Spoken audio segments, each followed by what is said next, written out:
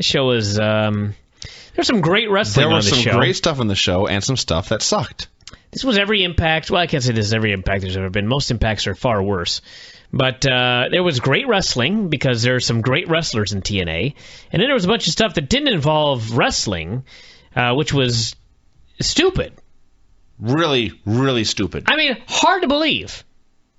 But the people who write this show are stupid.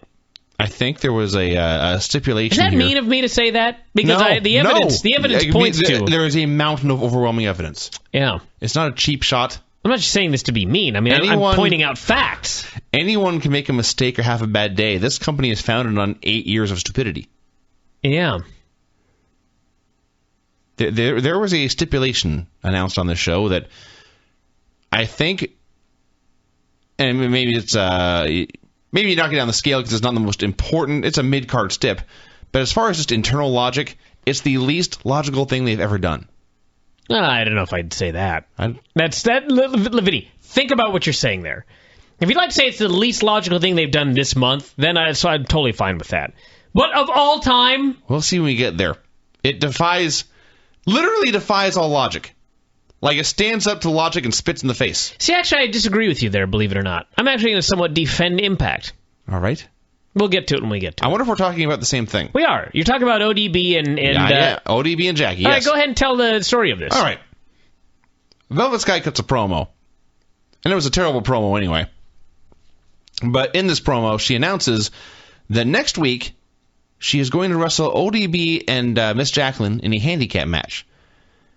And if she wins, then the heels are banned from Impact.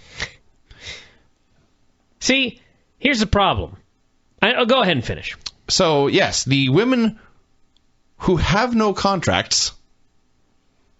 Velvet has to win a match to get the women who have no contracts and are on TV every week banned. And then Velvet announces, I only hope they will keep their word. Letting everyone know in advance that even if the heels do lose, they'll be back anyway. See, the problem is, what actually she said was that if she beats them, they promise they won't come back. They promised. So really the only lack of logic is why they're still allowed Impact in the Impact Zone in the first place. It's not like it's a company-created stipulation. I mean, she's having a match, and they've agreed, if we lose this handicap match, we won't come back. We promise. It's still kind of goofy. But in the grand scheme of the history of TNA, that's far from the most illogical thing I've ever seen. If you are correct on that detail, then I will concede I was wrong. I even wrote down exactly what she said. I actually got the exact quote here. I didn't. I just looked on in disbelief. She said... I missed the part about they promised. Next week, she has a handicap match with Jackie and ODB, and if she wins, quote, they have agreed to never show up at the Impact Zone again. I take back what I said. If that's what she said, I take back what I said. It's their stipulation. It is merely stupid. It's merely stupid, sure. It is merely stupid. Yes, and there's been things far more illogical than this in the history of TNA. So there you go, everybody. There was a fair defense of TNA on my part, because I am a fair man. So they... The first image of the show was a dying cockroach. That wasn't even what I was so pissed off about, because I was reading the first line of my notes, which the first line is, they promised limited commercial interruptions. All I ask for on this show is commercials. I wish that it was a commercial that was an hour and 45 minutes long, and there was only 15 minutes left for the actual television show. That would be awesome. Limited commercial interruptions. This felt like a 5-hour show. This felt like those old 2-hour pay-per-views that, because there were no commercials, they just dragged on into perpetuity. They're still going on right now. In fact, that's true because there was a fucking flying Elvis on this show. Limited commercial interruptions. Which was even worse because it was brought to us by 5-Hour Energy. I fucking love 5-Hour Energy. Now you have to boycott them. Now I gotta boycott them. Sad. So after the bug died, Hulk Hogan was welcoming Scott Steiner into Immortal. He said, man, I love Scott Steiner. Big booty. That's what he said. By the way, how ironic is it, or maybe coincidental, that like the famed Plan 9 from outer space, this Impact also featured a great deal of stock footage. The Bug. That's one. There was lots of old school X Division stuff. Yeah. I would much rather watch Plan 9. Let's watch Plan 9 next week. I will. I have it on DVD. Excellent news. Maybe we'll watch that instead of Impact. I have seen it before. Although, let's wait until after the X Division pay-per-view's over, because there's enough good wrestling on this show that I can stomach this program. Points taken. So, Hogan was jazzed to have Scott Steiner on his team. Then he heard Sting's voice calling him Terry. He went wandering through the backstage, and he found a giant TV that was showing an image of the back of Sting's head. A projection TV from about 1999, I might add. Not a flat screen, a projection TV. I don't even know where the fuck they found this thing. The back of Sting's head cut a promo on Hogan. He may as well have just been waving a sign saying, I am copying Heath Ledger. In fact, he may have been holding a small screen in front of him with Heath Ledger on it as he went through this promo. Well, he was running the exact same face paint. They're not even pretending it's not a ripoff anymore. No, he may as well get the jacket and the whole 9 yards. But switch to purple. So he cut this wacky promo. He was trying to intimidate Hulk, and at the end of it, Hogan's music played, and Hogan went, So he went out to the ring, called out Anderson. He offered to let Anderson join Immortal and have backup, or he could face the lunatic Sting on his own. Anderson turned him down, said he won the title on his own Slammiversary.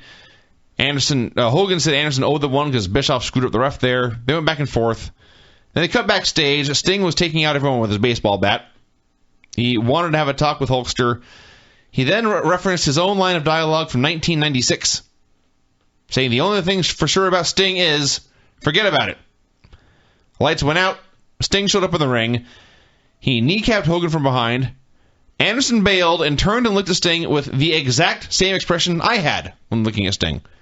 Befuddlement. So, then it got shitty. Sting... It got shitty when Sting, who is supposed to be the babyface, he appears magically, and you forgot a very important part of this. Before, while Hogan is ranting and raving, when they show Sting backstage, he has hit Bully Ray in the head with a fucking baseball bat. Yeah. Bully's he's holding a chair, and Sting hits the chair, which smashes into Bully Ray's head, and he goes down. And also down and dead are Scott Steiner and also Gunner. So keep that in mind. This happened like a minute before everything else we just talked about here. Sure, correct. So Sting appears in the ring. He attacks Hulk Hogan from behind with a fucking baseball bat. He lays him out, and he's mocking and chastising this old crippled man. Sting is supposed to be the baby face. So, of course, shock of all shocks, the fans start booing Sting. Yeah, it went on for several minutes. He was force-feeding him vitamins, making fun of him. Hulk was crying, you broke my ribs, you broke my ribs. The fans greeted this first with silence. Then they kind of started to moan. Then they booed Sting, and then they cheered for Hulk. Yeah. And you know what? I don't blame them. Sting was an asshole here. And then Bully, Abyss, Steiner, and Gunner came out. The same guys who 5 minutes ago were fucking beaten, their asses were beaten with a bat. They're totally fine. Yeah. They come out, cut a promo on Sting. They are so angry at Sting, they talk to him. Yeah, and Bully is so angry that he got hit in the head with a fucking bat into a steel chair, into his skull, that the first thing he says is, if there's one thing I can't stand, it's a bully.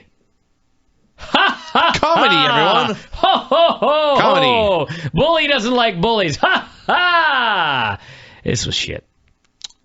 Yes, eventually, Bully Ray booked Sting against Steiner for the main event. Hogan vowed that Sting would never embarrass him again, and that was it. It sucked. And by the way, going back to what I was talking about 5 minutes ago, around the time that Bully was hit with a bat into a chair, into a skull, if anybody thinks that, like, after the X Division pay-per-view, we're going to get all this X Division stuff on TV still, you're wrong. Because that's what they do. And I actually think this pay-per-view is going to do pretty well. They've had good TV leading up to it. They're building it up big. They've got a lot of names from the past. There's going to be a lot of intrigue. It's going to do a good number per pay-per-view standards for TNA. And then when it's over, all those guys are going to be gone, and they're going to go right back to what they were doing before. Mm-hmm. That's what they do here. They learn nothing from their failures. They learn nothing from their successes. That's why they just linger on. It was time for the roundup of house show matches from the Bound for Glory series. James Storm won. They were listing all the winners and glossing over the losers, which is fine. And then they get to the point where AJ Styles got a win over Gunner. Now, I made fun of Gunner, and I don't know if buried is the right word, but I've predicted doom for the man because his name is Gunner. But they were doing the right thing with him by having him beat everybody. He beat Sting. He was on a giant winning streak, and then he gets his first loss to end the streak, and it's a random match against AJ Styles on a house show, and they don't even mention that it's his first loss in months. It's just, oh look, Gunner lost. Are you missing the point that last week they made a big deal about the fact that AJ beat Gunner, and then the very next week they just erased it by having, or the other way around. Yes, but Gunner beat AJ was a big too. deal, and then a week later they just have AJ get his win back. Yep. So after all this, they put up a leaderboard that I swear to God was on screen for 2 seconds. Mm-hmm. I established that Crimson was in first place. That's all I got out of this. I was able to determine that 4 men had 14 points, 3 men had 7, and Crimson had 17, and I have no idea who the 4 men or the 3 men were, because, again, it was on the screen for literally 3 seconds. You did some fast reading. Samoa Joe wrestled Devon. Actually, I like this. It kind of annoyed me at first, and by the end I was into it. The gimmick is there's different ways to get points, and you get more points for a submission than you do for a pinfall. So Samoa Joe was, even though he had many opportunities to try and pin Devon, he was trying to go for a submission and get extra points. He tried the Kimura, he tried his choke, he tried a bunch of things. Devon escaped them all, and finally won with a spine buster. Never knew Devon's submission defense was so good. You underestimated the man. Or perhaps Samoa Joe's submission offense just is no good. It's hard to tell. One or the other, or both. But, yes, so... the wrestling, to no surprise, was fun, and the storyline, the announcers, to their credit, and they never do this, hardly ever, but they did a great job of explaining what was going on. Thank God! Yeah. They probably figured out, these people need all the help they can get understanding this. Yeah. So, Devon won, and then they put the leaderboard up again for 2 seconds and took it away. So actually I didn't even see the leaderboard the second time, which should tell you how fast it was on the screen. They actually did a fun match, and the people, I couldn't even believe how into it the people were for Devon. They love Devon, and sometimes you watch Impact and you hear all of this, it sounds like the place is going nuts, but they do a long shot and like no one is doing anything. Yes. They're just sitting there quietly, but somehow there's like a lot of noise. This was the exact opposite. There was a lot of noise, and people were on their feet leaping and going nuts. So I don't know why they were so into Devon, but he was a megastar to these people this evening. Yes. This was a win. We had Pope celebrating backstage with Devon's kids. Now, I didn't think about this until just now. I believe it's in this promo he said, "I'm going to go celebrate with my friend Devon," and then we never saw it. Did that happen? It happened, of course. That's what he said? I'm sure they just forgot to tape it or something, you know? It's TNA. Yeah. So then Bubba and Steiner shouted at each other for a while. Then Kazarian and Joe shouted at each other for like 20 minutes. These sucked. We had a quick highlight video of Low Key, Matt Bentley, and Jimmy Yang, who for some reason was wrestling in his Elvis gear tonight. Then we had the three-way. Low Key versus Matt Bentley versus Jimmy Yang. My first thought watching this was the one of the bigger stories of the week was Chavo Guerrero quitting, and you can add him to the long list of men who walked away from a WWE contract. Low Key is on that list too, and he also was only Actually, Low Key was fired. Oh, was he? Mm-hmm. Never mind. I did not know that. Yeah. So we can talk about Matt Bentley, who cut all of his hair off and has eaten a lot lately. He's not Chris Harris fat, but he is fat. They were talking about how great it was to see these guys again. We miss them so much, and then they're going to be gone in 3 weeks. If you miss them so much, so hire them. Yes, there's no. You can do that. You can bring them back whenever you want. Yeah, they'll bring them back once a year for the show, and then they'll go back to all the usual bullshit. That's what they do. They had an awesome match. They had an awesome match. Taz had probably the line of the show when he was talking about Jimmy's Elvis gimmick, the gear he had on. He's like, low-key could use that as a gi. Choke this fucker out right away. Mm-hmm. That was awesome. Sadly, he didn't. No. Had a great match. Taz was marking out like crazy for Loki. Bentley super kicked Loki right in the jaw. That looked like it sucked. Brutal. And he did not kill him, thankfully, and eventually Loki pinned Yang with the Warrior's Way. A fantastic match. This was a hell of a TV match. This was great. I don't think it was as good as the Austin Aries match, but that's not... that's like saying, one match was 1 million stars and one match was 999,000. Although they weren't that many stars. I'm just throwing out numbers that are close. Right. This was better than that the Tornado Tag match on Raw we all loved. The Tornado Tag match? Ray and Riley against Miz and Swagger. Oh, that match was pretty good, too. That was good, too. It was a different kind of great. Madison was backstage. That one had a better finish, that's for sure. Okay. Yes, actually, that is true. Madison was backstage bitching about skanks. Winter and Angelina showed up. This is awesome. They are partners, so apparently they hate each other tonight. No, they don't. Well, they didn't hear. Madison hates Winter and Angelina. This thing here was just, I realized that the Winter zombie storyline was like god awful and like one of the worst storylines of the year. Yeah. But they didn't even try to get out of it. Now she's just not a zombie anymore. There was no explanation. There was no angle. She's talking the way Angelina Love has for the past 5 years. She is now just friends with Winter. Yeah, she's just a heel now. Yeah, she says Winter appreciates her, which is all she ever wanted.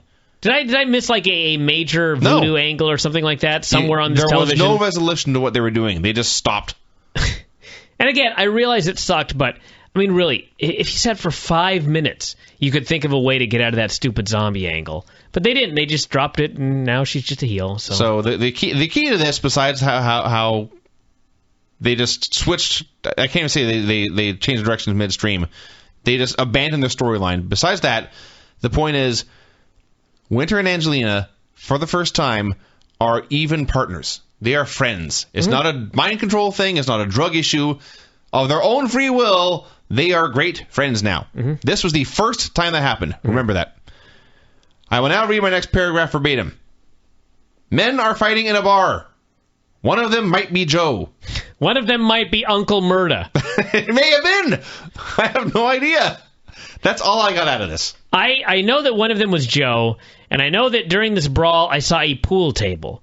So I presume they were at a bar. I don't know who the other guy was. I presume it was Kazarian, but that's just because they'd been arguing earlier.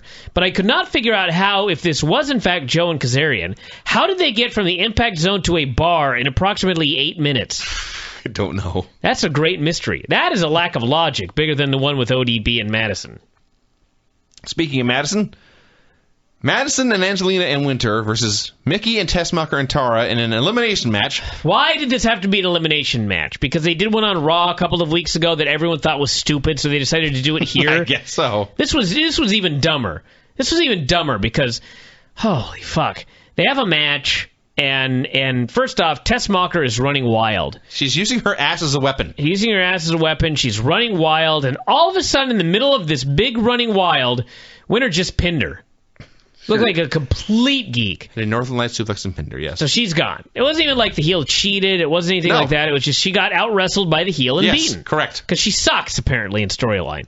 So then Madison pinned Tara after Angelina and Winter double-teamed Tara, and Madison stole the pin. You got all that? If you don't worry. All you have to know is it was bullshit.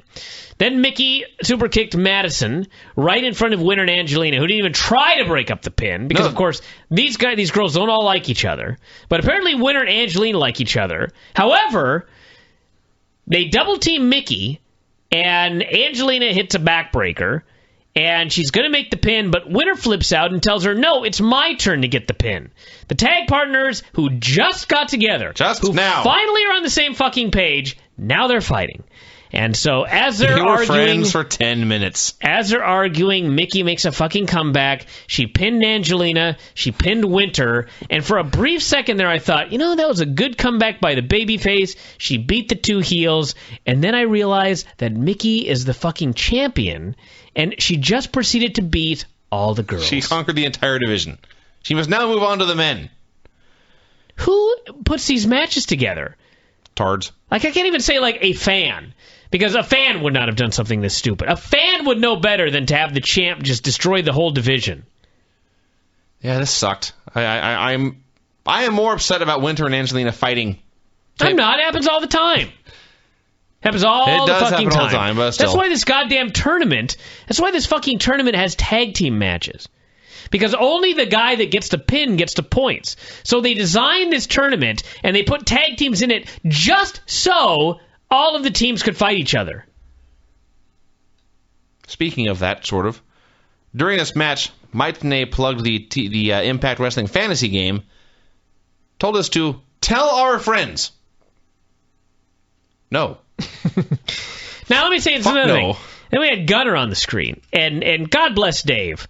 But Dave is always talking about how one of the strengths of Vince Russo and Impact is these guys cut good promos. Okay, and I strongly disagree because Gunner. But let me preface this. Gunner cut a promo here, and it was actually a fucking pretty goddamn good promo.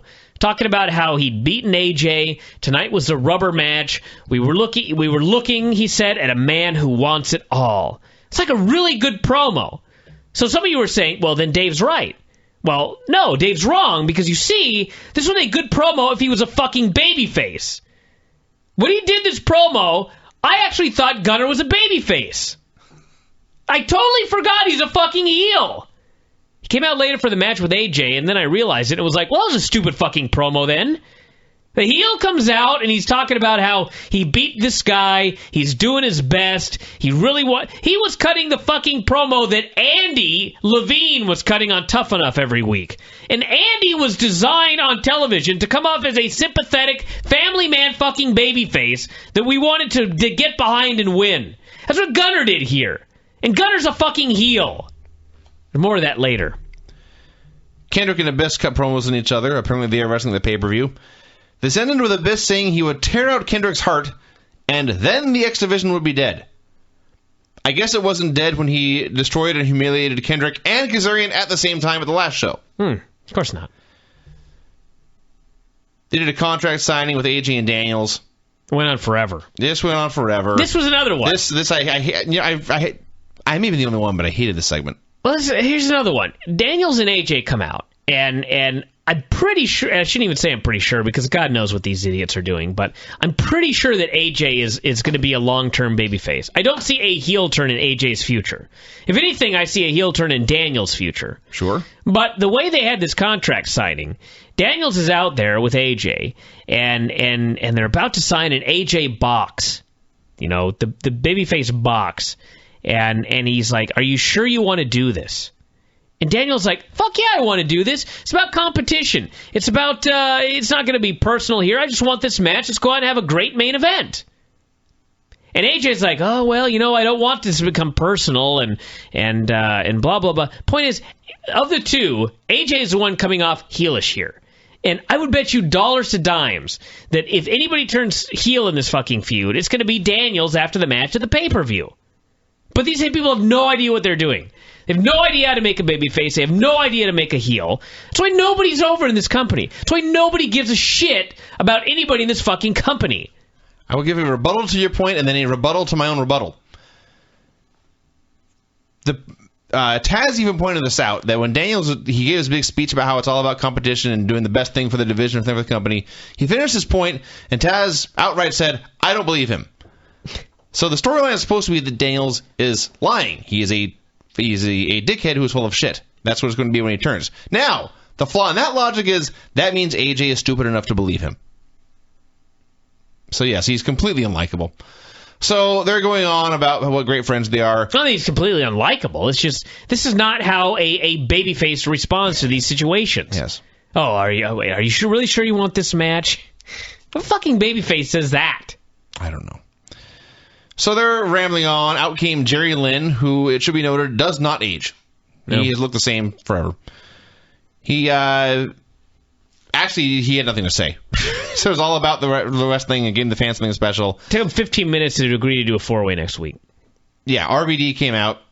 Now, somewhere in here, Daniel started talking about Rob Van Dam versus Jerry Lynn for the pay-per-view like it was already booked. No, maybe he's booking matches now. Who knows? But he didn't even make an announcement. Makes as much sense as anything else. He just talked about it in the past tense like it was common knowledge. That's because they probably figured we'll put a graphic up, but then they forgot.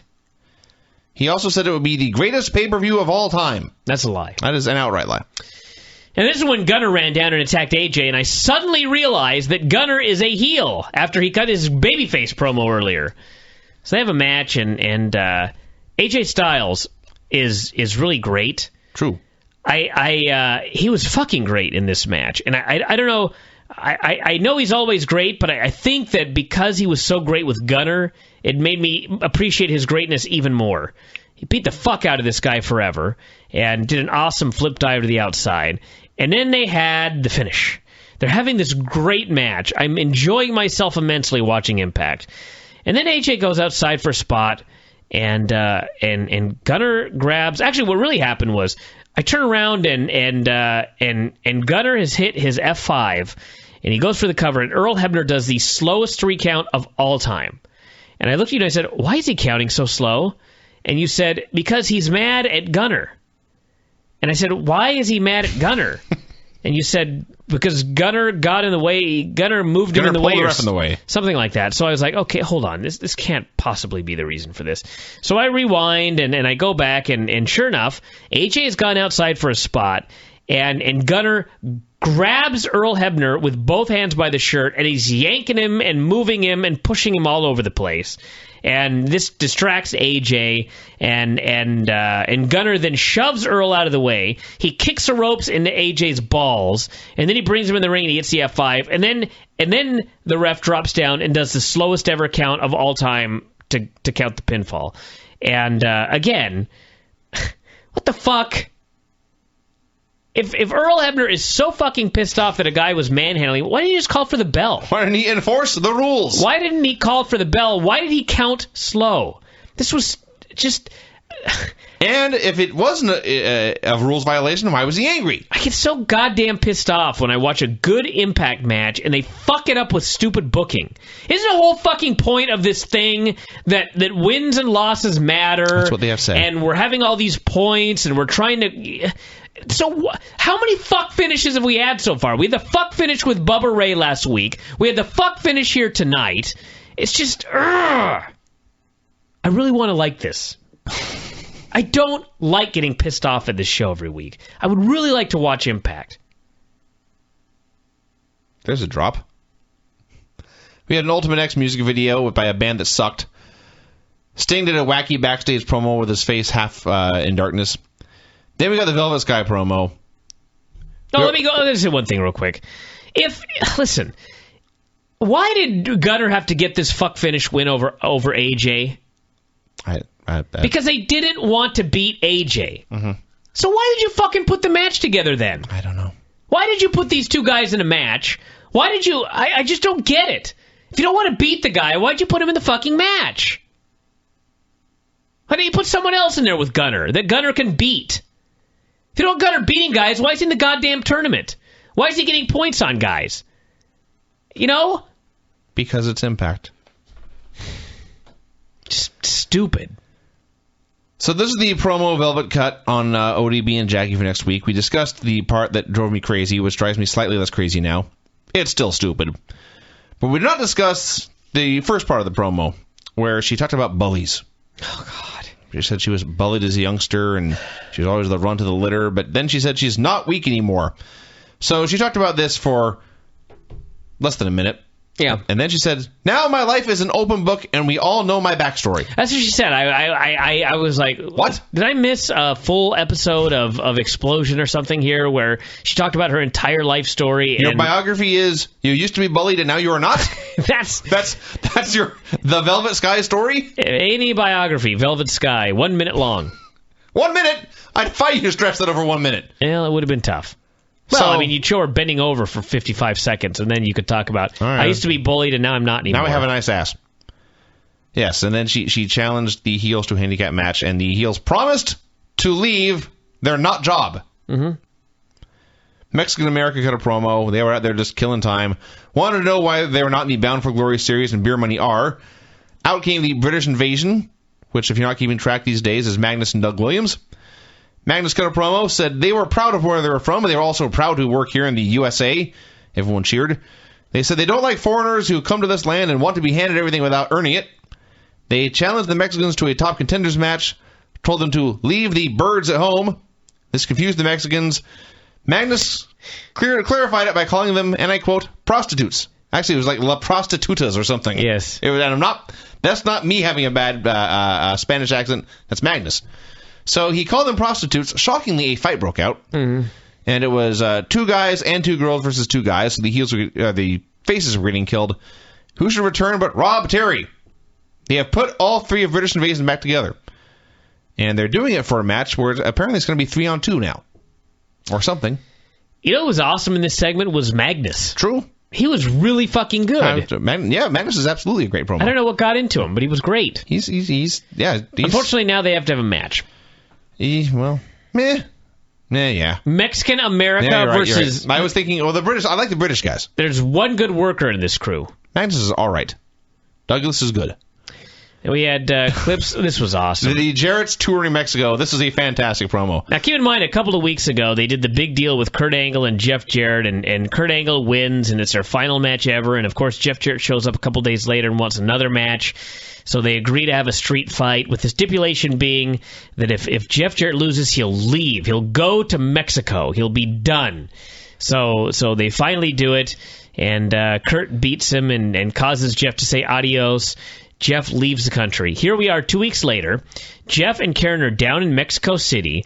They're on vacation. They've been all over the country tanning and having a great time. They're not angry at all. In fact, they're having a great time. Mm-hmm. And they announced that they're going to be coming back with a gift for Hulk Hogan and Eric, and they'll see you next week. Yeah. If you take it out of context, I actually really enjoyed this, just because they were having so much fun. And we've talked about this before. No one's ever happy on Impact. The Jarretts were happy. And yes, in context, it's completely ludicrous. So we had our main event in 2011, Scott Steiner versus Sting. They had a match that, frankly, could have been exactly the same as the match as they had in 1998. Sting won with a death drop out of nowhere. It was fine. Steiner threw some scary suplexes. So Sting wins. Bubba Ray came out. Sting beat him up as well. Actually, he was about to put the dreaded paint on Steiner. Yes, he was. Yeah. I actually erased that. I wrote it before it happened, and I wrote that he had put it on. I had to go back and erase it. So, yes, Sting beat up Bubba Ray. Anderson hit the ring. He laid out Sting with a mic check. Then Hogan came out. That is how you explain that thing right there? I laid him out with an ugly mic check. This was the worst mic check I have ever seen. And Anderson, I guess, has no instincts. But to be fair, many people don't. Here on this taped show, he does the worst fucking mic check of all time. Does he lift the guy back up and just do it again because it's the taped show and you can edit it? No, of course not. He just does the worst mic check of his career, and that's it. That's it. He moves on. Horrible. This is horrible. So Hogan came out. I guess Anderson disappeared, but he disappeared. Yeah. Angle or shamed. Bubba and Steiner were holding Sting. Hogan was punching him. Kurt Angle made the save, and the show ended. Yeah, I like that Hogan came out, and he's about to wallop Sting with a bat. And they're playing it up like, oh, my God, Hulk Hogan is going to hit Sting with a bat. And I'm thinking, I saw Sting hit like 4 guys, including Hulk Hogan, with a bat in the beginning of the show, and they were all fine 5 minutes later. Yep. So why should I be worried about this bat? Don't know. You may as well hit him with like an axe. He'd be fine. So, yeah, Hogan ran down, Kurt ran down and ran wild on everybody, and there you go. This was a good Impact.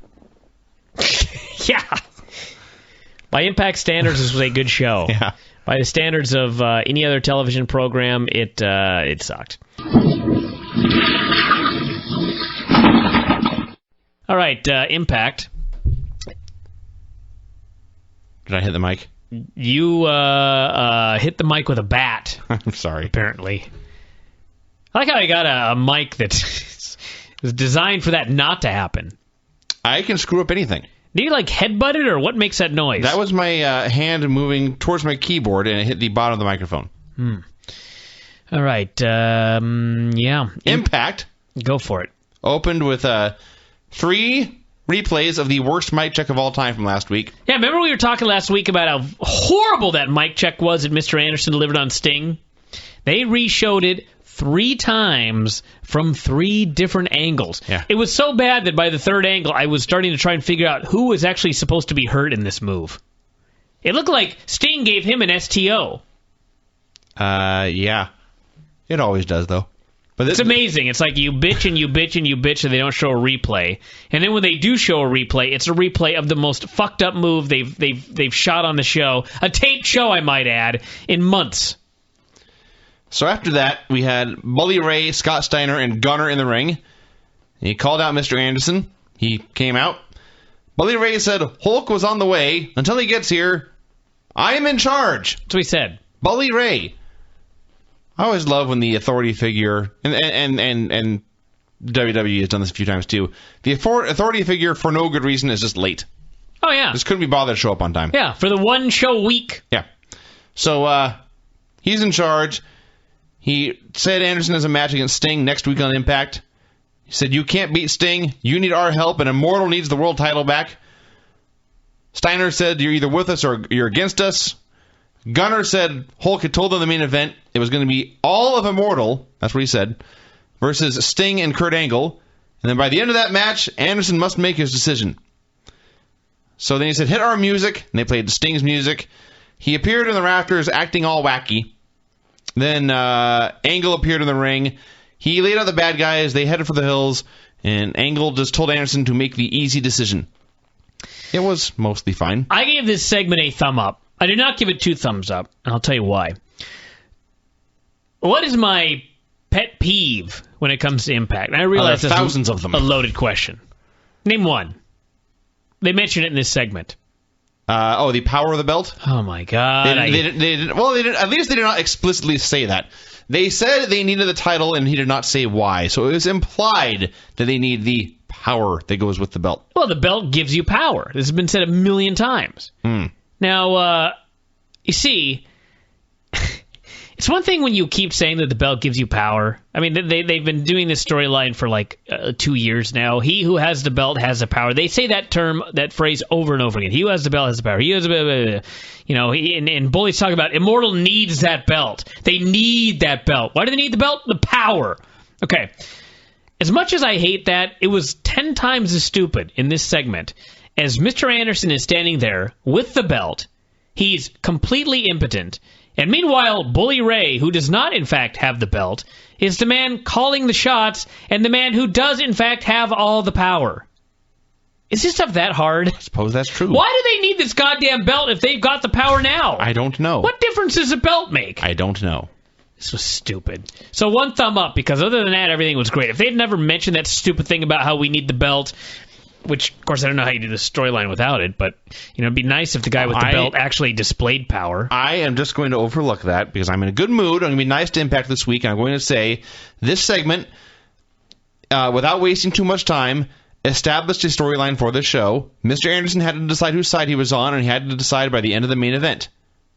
Great. I might also add, however, that later in the show, Sting did mention that he needed the pelt so he could have the power back. We'll get to that when we get to that. We had a quick segment with Beer Money. Robert Roode's shoulder was still hurt, but he had to wrestle his Bound for Glory series match because, as he said, I need points. I don't have any yet. He noted that Storm later will be teaming with Matt Morgan. He said that team should be known as Beer Giants. They could come up with giant beers. I like Beer Giant. So, they showed clips of the Bound for Glory matches on the weekend. Someone has complained about the 50-50 booking here. And sure enough, you had Devon beating Bubba, and then Bubba turning around and beating Devon. And then we had RVD beat AJ, Crimson beat RVD. They show the leaderboard for about 4 seconds this time. That's an improvement of 1 second. That is an improvement. Bound for Glory series match, Crimson versus Bobby Roode. No complaints about this match whatsoever. They had a decent amount of time, about 4 or 5 minutes. They told an easy story, which was that every time Crimson had to cut Roode off, he just went for the hurt shoulder. And then finally at the end, he threw him shoulder first into the turnbuckle, and Roode turned around and ate the Raideen bomb for the win. Yay, Impact! Bobby Roode is pretty good. Bobby Roode is awfully, awfully good. Crimson is very green. Crimson is very green, and Bobby Roode carried him here. So thumbs up for both of these men. We had 3 X-Division guys who had never appeared on Impact before. The first was someone named Tony Nese. I've never heard of him. He said he'd be wrestling later. Abyss was freaking out backstage. His mask was missing. Then it was revealed Kendrick had the mask. We were promised an appearance. In fact, we got an appearance here by Jack Evans, the Prince of Parkland, here on Impact Wrestling. He talked about how he had been in wrestling for 10 years. It was finally his big chance to shine and how he's going to win. This is his big chance to shine? Come on. And you know, actually, he's probably never on Impact before. He's been on TNA pay-per-views before. Yeah. So, there you go. I would suspect Triple Mania, for example, was his chance to shine. That may have been a bigger show. That's quite possible. Kendrick was in the ring. He called Abyss out, said he didn't want violence. He only wanted to say what was on his mind. So Abyss came out. They stood face to face. Abyss had his head hidden under a towel because he had no mask. You know, it's important to note in this segment that they said that Bryan Kendrick stole his mask last week. It did? Yes. So he stole his mask last week. So for 7 days, Abyss has been unable to, A, find a spare mask, or B, worst case scenario, put on a different kind of mask, say a psychosis mask. He came out there with a towel on. Yeah. I don't know why they had to say that, except to make me mad. Because I didn't know it was happening last week. I didn't either, but that's what they said. They go, last week Kendrick stole his mask. So Kendrick started to recite poetry. It was... This segment is indefensible. I'm sorry. He came out and he started reading off, not even reading, just reciting off stuff from Art of War. Actually, I guess Art of War is he was quoting Buddha. Anyway, on and on and on he goes, and I'm begging for Abyss to whip his ass, which is what happened. Abyss kicks his ass. Yes, but as you know, I don't think that's what they wanted you to want. No, he kicked his ass. He left him laying like a complete geek, and they edited him booing, but when you looked at the crowd, everyone was just sitting there. I mean, this was just like... Yeah. The whole thing is there's an X Division pay-per-view, and Kendrick is supposed to be going in there and fighting for the X Division and determined to win the title from Abyss. And when this segment was over, I did not want to ever see Bryan Kendrick again. I was glad Abyss kicked his ass. I didn't care about their match at the pay-per-view. This was like a Bischoff book segment if his goal is to kill the X Division.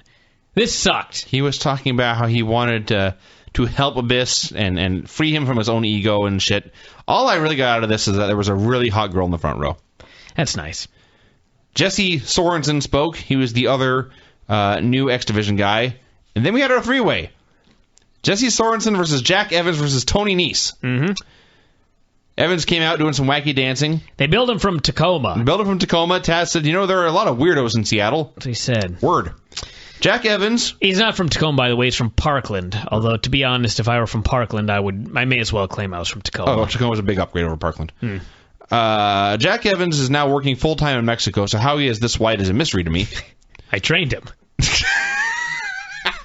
I had not thought of that, but it makes sense. I have one complaint here I'll make quickly, and it's not new, but that fucking referee in the blue shoes, they must be changed.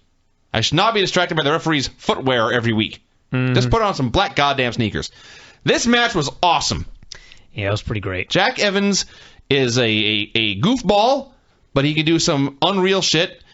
And Jesse Sorensen and Tony Nese are two completely generic, short brown hair indie wrestlers, but they know what they're doing. Evans was doing 8 million flips. There were some fat-ass suplexes.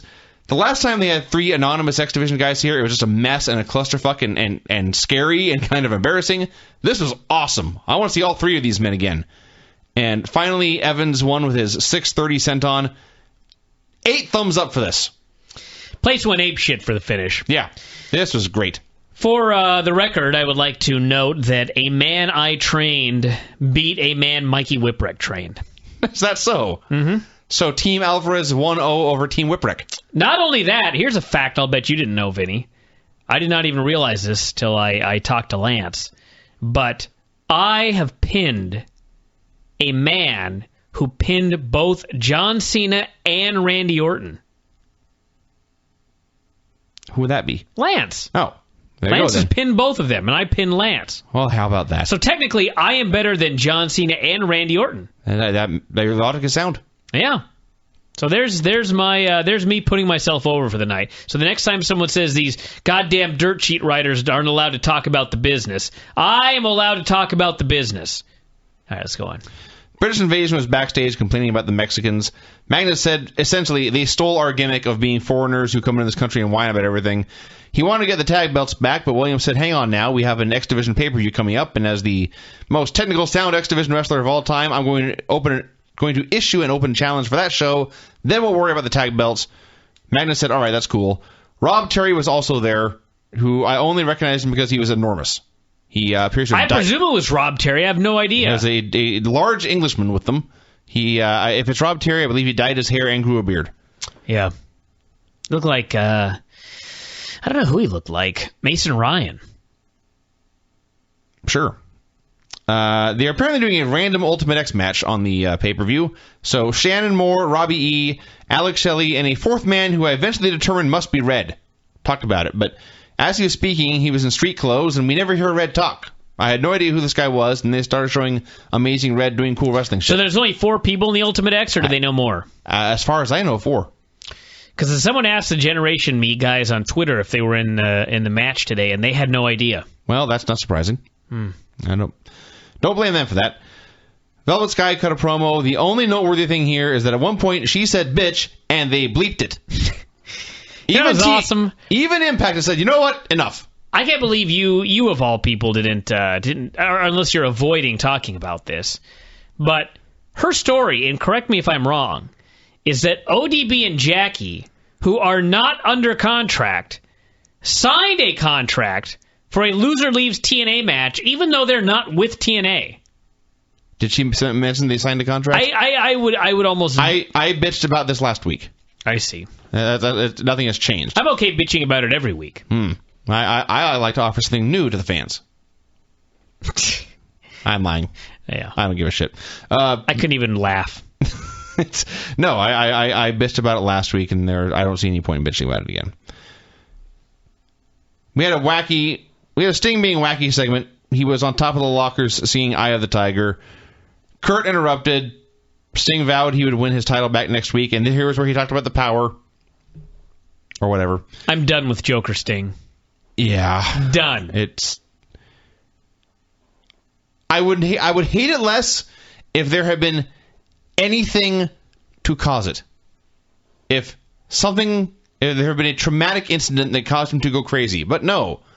The storyline is Sting decided he was bored with his own gimmick and tried to do something else. I guess. For no reason.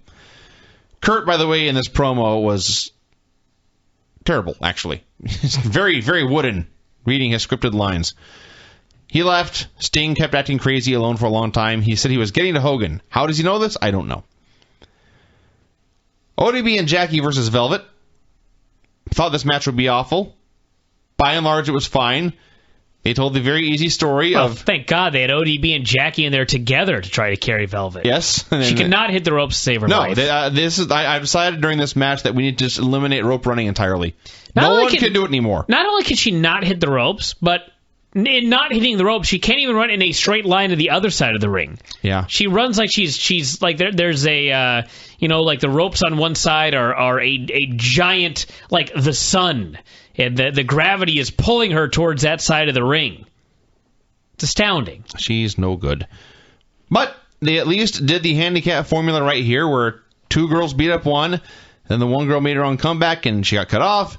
ODB grabbed a chair. And this was awesome. God, I hate this show sometimes. ODB grabs a chair right in front of the ref. And the ref's like, no, you cannot use it. No, stop. She uses it anyway. Right in front of the guy. It's fine. It's fine. Well, Velvet dodged, and so ODB hit her own partner. So who would you disqualify there? You throw the match out. Or I don't know. All right.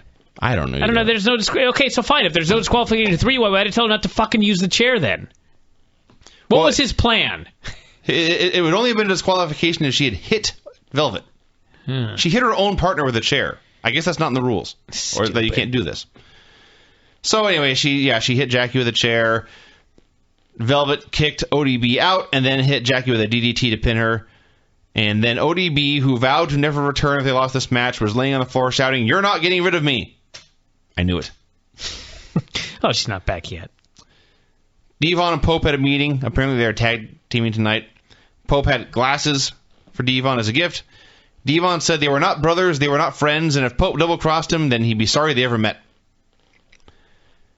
Daniels did a promo about AJ, or actually they did a promo about each other and their friendship in the X Division and all this. All I know is in one line here, Daniel said, "It's not going to be an X Division match. This is the real thing."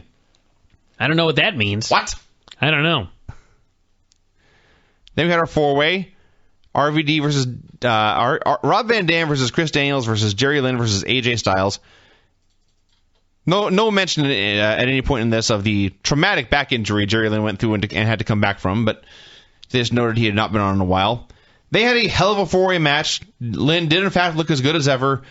Lynn is 48 fucking years old, and he just came off fucking back surgery. Yes. He was like the best wrestler I ever saw. He's pretty amazing. I couldn't even believe how good he was on this show. Pretty amazing. Yeah. He literally was the most amazing thing I've ever seen on this show. I was never into, when people talked about the series he had with RVD and ECW, I was never that into it. And now with each passing year, I get more and more impressed with him. He's getting better as the years go by. It's crazy. So the finish was, he was in there with Daniels.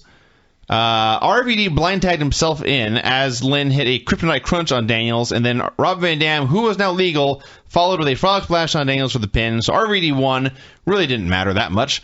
There's a very fun four-way. All right. Yeah, it didn't matter, but at the same time, it was weird that, okay, of the four, the two guys that are headlining the show, the two guys that are going on last are AJ and Daniels. So to me, those are the two guys you don't pin. I wouldn't pin Jerry Lynn because he's making his return. You could have found a way to pin RVD. That's what I would have done. All right. I honestly was not even sure that AJ and Daniels were going on last. But what else headlines? I had no idea. It better not be Abyss and Kendrick. Fair point. It's pretty much your only other option. I guess so. Regardless, this is a very fun match to watch. And then we went from that to Eric Young. I gave that 2 thumbs up, by the way. That was an awesome segment. I actually went 2 giant thumbs up. It was amazing when you watch the match, too, because, this is TNA and they fuck everything up, but you had 4 guys in there that know what they're doing. Yeah. So even though it's AJ and RVD, or AJ and Daniels and Jerry Lynn and RVD, they made it a 4 corners match, and these guys worked their asses off to make sure that RVD and Lynn were almost never in together, and AJ and Daniels were almost never in together. That way you still actually want to see with the fucking pay-per-view. This is what happens when you let people know what they're doing actually have some power here in this program. You let a fucking idiot who doesn't know what he's doing in charge of the program, and you just get idiocy. So, in other words, long story short, get people to know what they're doing on this show, and it'll be a great show. We went from that to Eric Young, something about a trailer and being a TV star. I don't think he mentioned Popeye this week. I don't care. You know what he didn't mention? He's the TV champion. Sure. What the hell does that mean? I don't give a shit. Well, he never wrestles on TV. No. I can't remember the last time he defended the TV title. No. What the fuck is a TV title then? A paperweight. Got me there. A lump of leather and tin. I don't know. James Storm and Matt Morgan, the team of beer giants, versus Pope and Devon Dudley. Taz, for the first time in this stupid series, deliberately and explicitly pointed out that the team does not get points, only the winner of the match gets points. So you were right 2 weeks ago when you were talking about how this is the one time where it makes sense for teams to fight with their own partners, and they still don't. And now they aren't. It's astounding. Now they aren't. You know what else was great about this when they mentioned that was the obvious question is, all right, so if the guy who wins is the only one that gets the points, what happens if there is a disqualification or a count out? I don't know. Of course not. They never thought about that. Or if they did, they just figured that we never thought about it. But guess what? I thought about it. I'd like an answer to this question. So they got the heat on Devon. He got a hot tag to Pope, who then ran wild on James Storm, but everyone loves James Storm, so this did not work too well. Somewhere in here, Pope was able to clobber Storm with the title belt. He then commanded Devon to get the pin so Devon can get the points. This left Pope with no points. Devon was confused. It was apparently supposed to be an act of sacrifice and friendship because Pope really, really wants to be friends with Devon for whatever reason. So he can fuck his wife. Great. There's some motivation. They actually showed the leaderboard for, 10 seconds or so. I was able to process information. I did not write it all down, but I was able to determine that Crimson is first, and tied for second are Devon and Gunner. Yes. Great. That's all we need. Devon and Gunner? That's not true. Wasn't it? No, Devon has 7 points now. He had no points going into this. No, because he had pinned Bubba on the house show. That's at least 2 wins for him. I could have sworn it said Devon had 7 points. Let me see if they got the leaderboard on back? Impact Wrestling. I'm not going back to watch this fucking show. Let me check ImpactWrestling.com. The Jarretts cut a promo from Mexico. They vowed to be back next week. They were going to have a big triumphant return, and Karen promised a surprise for everyone in Immortal. They cut to the announcers who were running down the pay-per-view card. All I have to say about this is look at Taz's jacket. The only thing I can figure, he was wearing this, it was sort of a blue and white plaid deal. I can only assume Taz's grandfather had a yard sale, and he picked this up. It'd be nice if this were easily accessible on the website, what the current standings are. I guess I'm asking for too much. Okay, this next segment, I don't know what happened here. Suddenly, we're just backstage, and Hulk Hogan is kicking Sting's ass, and Sting is making jokes about it until Hulk Hogan hits Sting in the face with a baseball bat. This was a scene, directly out of Batman, with Batman and the Joker, is what this was. And unfortunately, it didn't end with Sting blowing up the building. It ended with Sting being hit in the face with a bat. So we had our main event. Angle had no partner now because Sting was dead. So it was Angle by himself against all of Immortal, which is now Scott Steiner, Gunner, Abyss, and Bully Ray. Had our second handicap match on the show. Heels were running wild when Bully Ray decided it was time to use a chain, which you would think would get him disqualified, but whatever. He was about to hit Angle with a chain when Anderson came out. He took a place in the babyface corner. He took the hot tag. He ran wild for a second. He was about to hit Bubba with a mic check when he stopped. He let Bubba go, and he hit Angle with a mic check instead. He dragged Angle into the ring, and Bubba pinned him. And then Anderson celebrated with Immortal. He's one of them now. Hogan came out and clapped, and the show ended. The last 20 minutes of this were pretty worthless. I cannot for the life of me find the standings. I believe you. Astonishing. It never even occurred to me to try. I mean, for God's sake, they've got a 15-minute after the bell Impact post show, and I'm scrambling through it here. Every 1 minute I click forward, and of course it's nowhere to be found. TNA Bound for Glory series. Find it for me. I mean, this has to be. I mean, really? It's nowhere on the site? Coverage from Impact. This is yeah. We have it.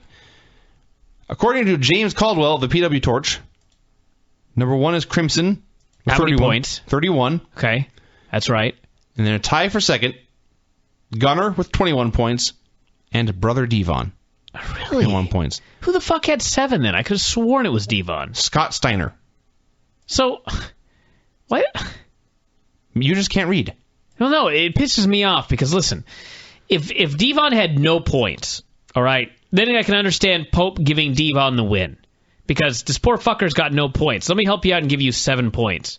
When it turns out that he had 14 points and Pope had none, that makes the whole thing preposterous, right? It's just Pope giving his win to Devon either way. I just think it's stupid.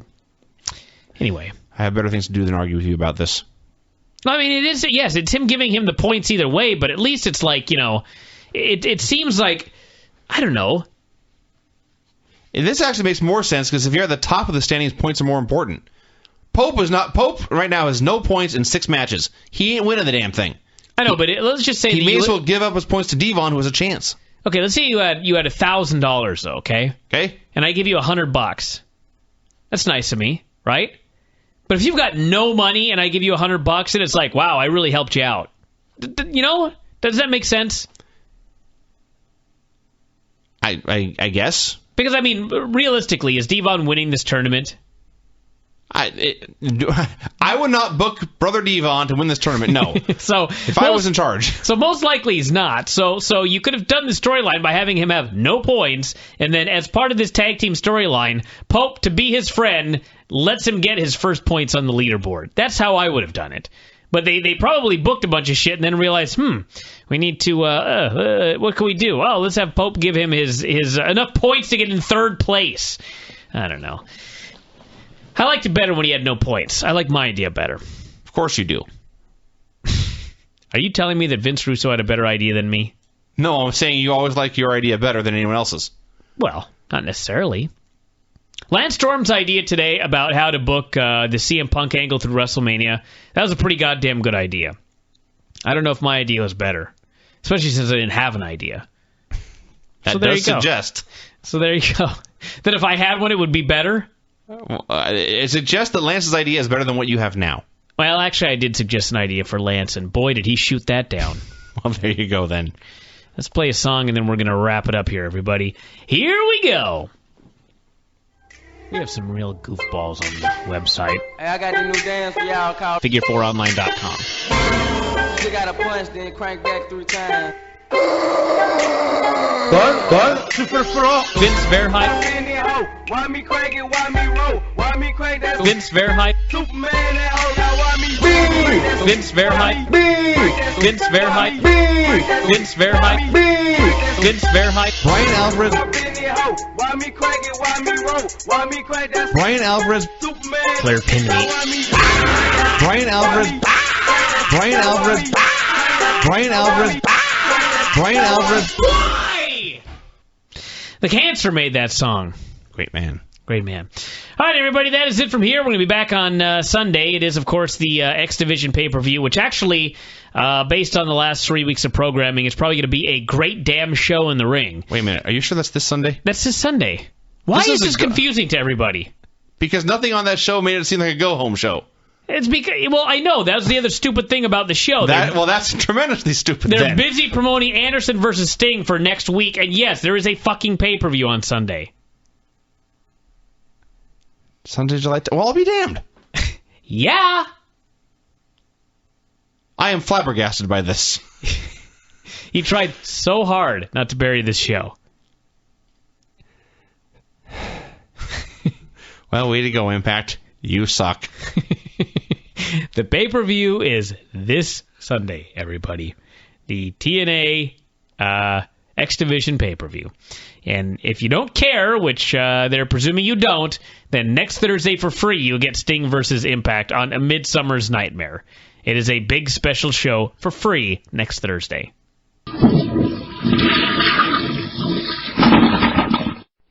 So yeah, let's start with the TNA pay-per-view, Vinny. I need to hear what you hated about this show. The thing I hated, I will skip right to it. And I wrote down, as we were watching the show, I did star ratings, and when we got to the Eric Young match, the last thing I said here in my notes were, I did not give it a rating, I merely said, I think this was not that bad, but I hated it. Why is that? Because Eric Young was involved? Eric Young was involved, and of course, he gets to actually wrestle for like 1 minute a year. Yeah. And that 1 minute was in this match, and it was great. The rest of the time, he's running around with 2 belts. He's got wacky gear with... And if he was a good wrestler, I would not care about his wacky gear, but actually he's a good wrestler. When he's used well, if he was used well, I would not care about his wacky gear, but his character sucks, and every segment he's in sucks, and so when I see his wacky gear, I hate it.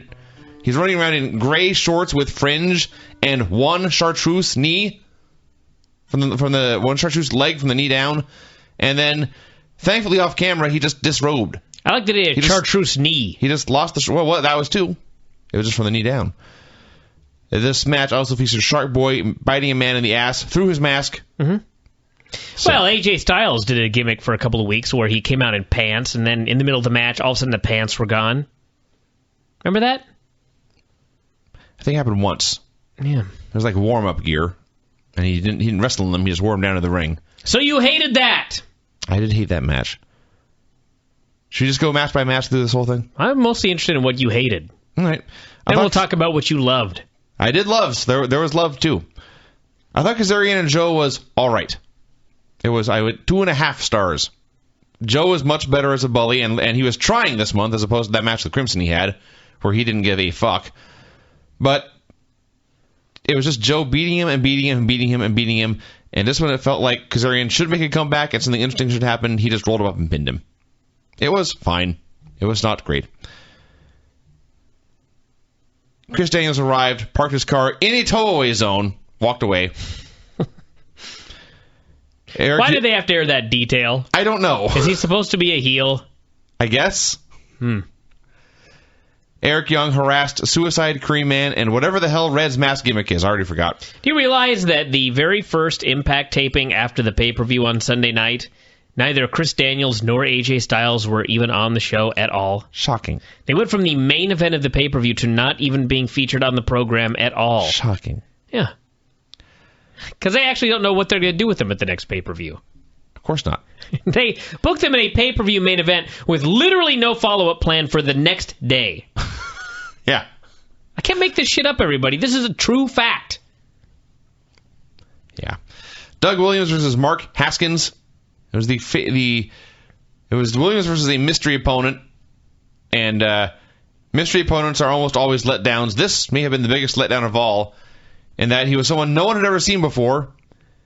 He was a small man who came out. I described him as a mini Drew McIntyre dressed as Zack Ryder and John Morrison for Halloween. So no one had ever seen this man. He was small. He had his wacky indie gear on. No one cared. Doug tried his hardest to put him over. So they talked about all the great wrestling he had done on the European tour. That would have been swell if they had mentioned him even one time in the ensuing months since that tour. We'd never heard of him before, so Doug telling us he's good now is too little too late. Crowd chanted USA. They had a match. They tried hard. Doug's really good. Zach Morrison is not. Zach Morrison? Is half Zack Ryder, half John Morrison. I see. Yeah. Wasn't he on Saved by the Bell? The guy may have been. Forget.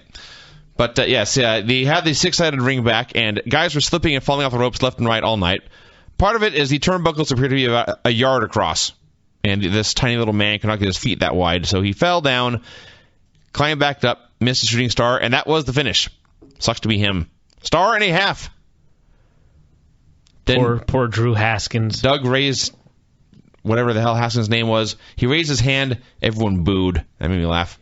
Yeah. Austin Aries cut a promo. He spoke to wrestling fans. Said he was not a vanilla midget, a spot monkey, or a guy who does flips and moves. Said he would win. A spot monkey? That's what he said. We had the Eric Young match I already talked about. A match... By the way, I'm not the only one who hated it, because Generation Me said, what the fuck are we doing here, and left. They did. They quit. They quit their jobs. That is the story of this week, actually. But I want everyone to think about the Young Bucks.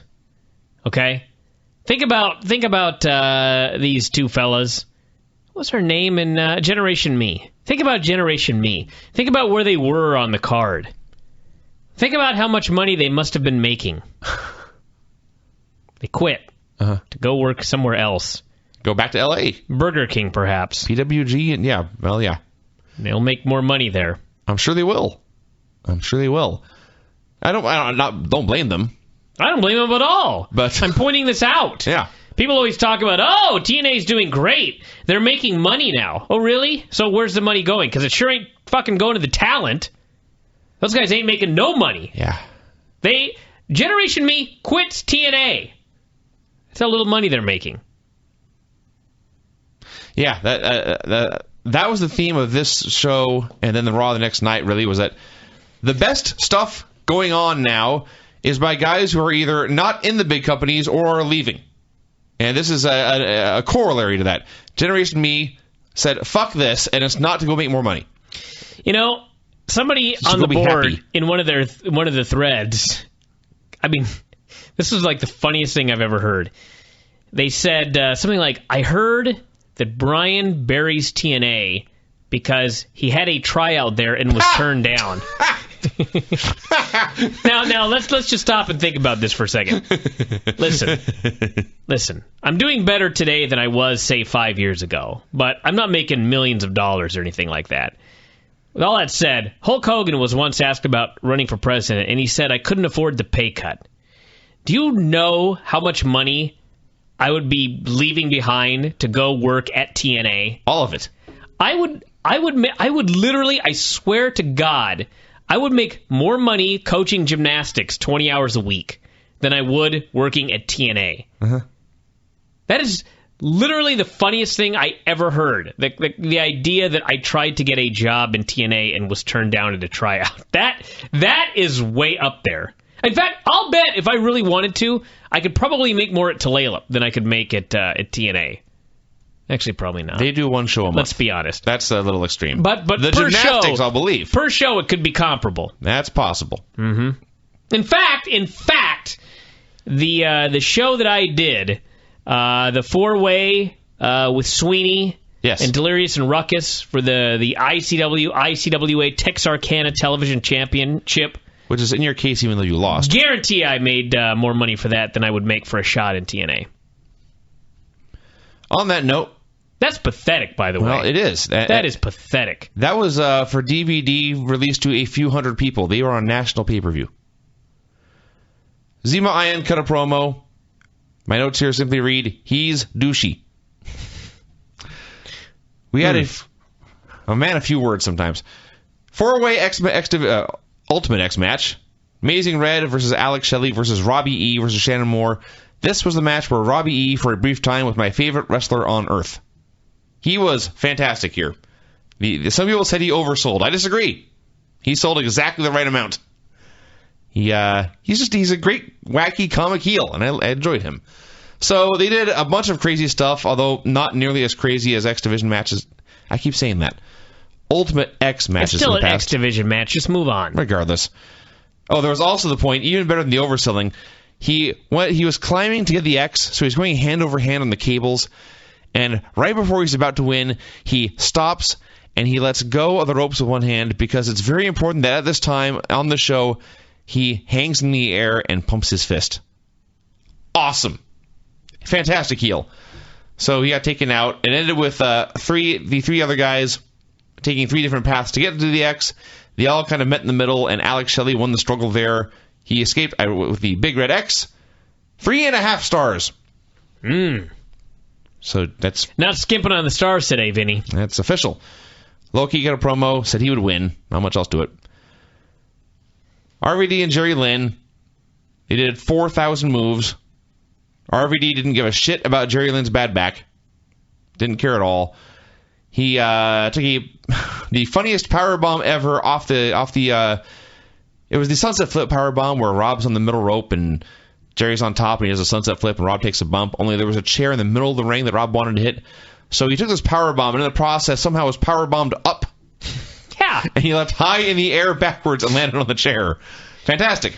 Jerry's really strong after back surgery. Apparently. He's bionic. It was, and not just bionic, magic. He may be trionic. He broke gravity.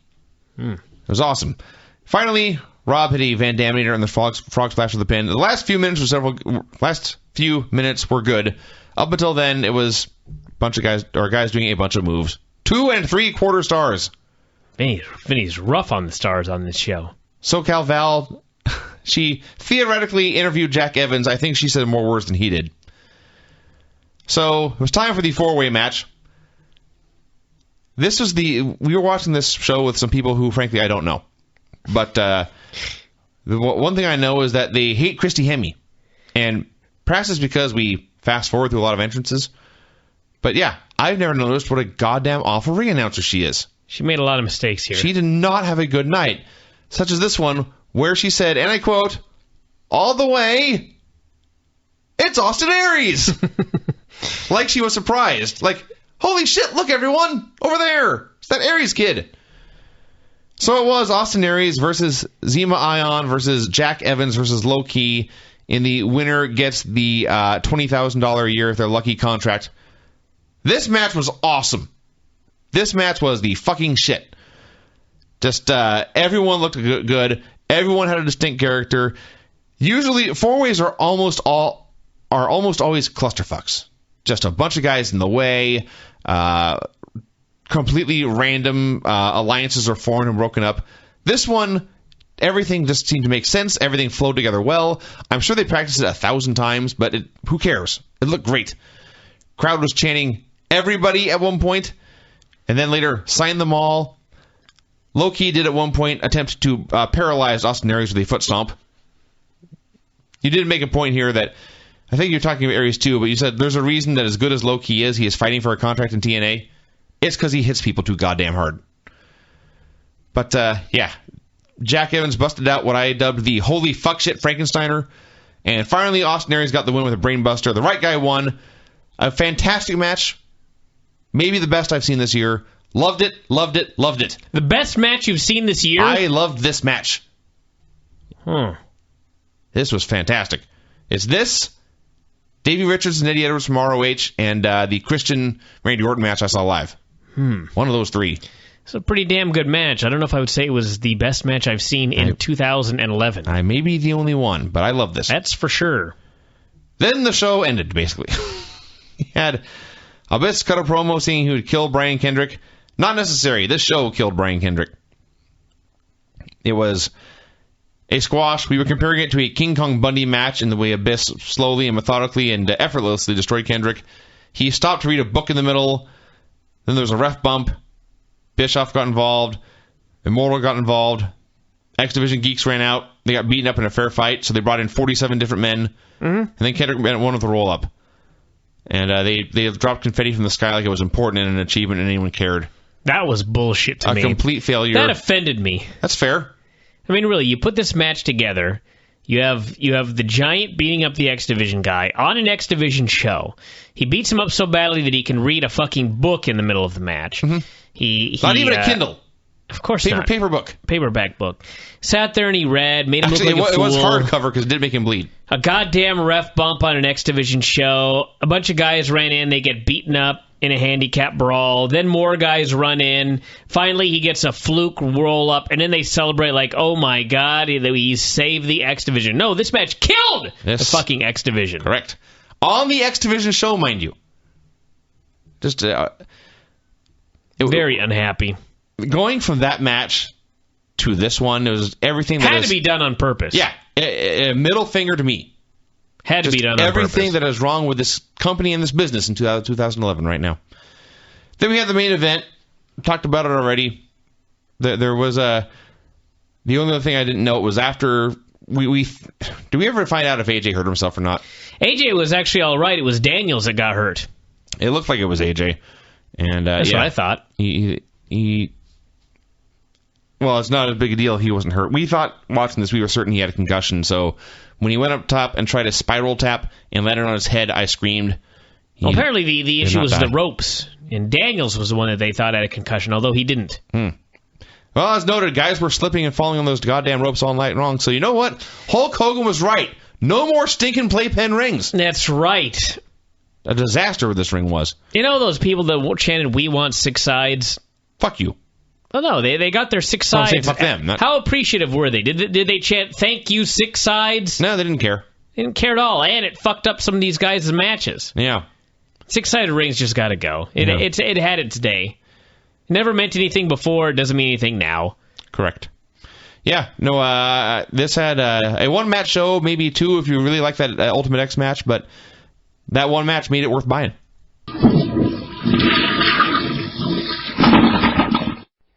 Particularly Impact. Show was just what it was. There was nothing great. There was nothing horrible. Except for the Sting thing. How many times did I defend Sting on this program? I can't even tell you how many times. You know? People are like, oh, this whole Sting. Sting's old. Sting shouldn't be this. Sting shouldn't be that. I'm like, I like Sting. He has a fine job in the ring. He doesn't look old. You know? He doesn't come across as a complete idiot. He seems to know his shit. He always gets re-signed. He seems to care. He works hard. But I cannot defend this Sting gimmick. It's pretty terrible. It gets worse every week, and it was horrible on week 1. Now they brought in the fucking clowns from The Dark Knight. They're just stealing this entire movie. Although, unfortunately, the clowns have not yet blown up a building. Right? Nor has Sting killed them. Nor has Sting killed them one by one. Maybe that's next week. I don't know. But Sting is the new champion. And as usual, a cursory look at this show. Thing with this show is a lot of people watch a show and they don't pay attention. So they don't get upset at this stuff. They don't think, which is actually what Vince Russo presumes of all wrestling fans. These people don't think. So he writes a show because he doesn't think. He relates to these people. So he writes a show that makes no sense. And then the people are like, oh, why does Bryan nitpick the show? Because I actually fucking pay attention to the show. And yes, I know people are going to go, he doesn't pay attention to the show. He missed this. He missed this. He missed this. Yeah, have you ever watched the show? Yeah, if enough people, here's what people understand. Thousands of people are listening to this show right now. Let's imagine that everybody listening to this show right now was on a street corner watching a parade. I was just reading a book about the JFK assassination, so this works out. Let's imagine that we're all in Dealey Plaza, November 22nd, 1963. We're all watching the motorcade pass by. All of a sudden, bam, bam, Kennedy gets shot. Happens in a split second. We're all paying attention. We're all watching. We're all like, holy shit, the president just got shot. So, things happen, blah, blah, blah. Now we all get together to discuss it. And we're like, man, the shots came from the book depository. And then someone else is like, I didn't see the shots from the grassy knoll. And then some other guy goes, there were no shots from the grassy knoll. And then some other guy's like, didn't you see the shots from the manhole? And the other guy goes, yeah, well, didn't you see this and didn't you see that? Yeah, when thousands of people witness an event, if I go right about the event and I miss a thing or two, yeah, someone in the thousands probably picked it up. Maybe a few people did. That's what people understand when they listen to this show. I pay attention to these programs. Sometimes I miss something here and there. Perhaps I'm typing. Perhaps one of my cats vomited, and I had to go over and clean it up. Perhaps I grabbed myself something to drink, and I just missed one thing on this show. If enough people are watching this show, they're going to go, hey, Bryan missed a thing when so-and-so did so-and-so. He must not be paying attention. No, you're one of 1,000 people who just happen to see one thing. And if thousands of people all see one thing, you're all going to find something I didn't see. The point is, I pay attention to this show. I pay pretty fucking close attention to this show. And by doing so, it is to my detriment.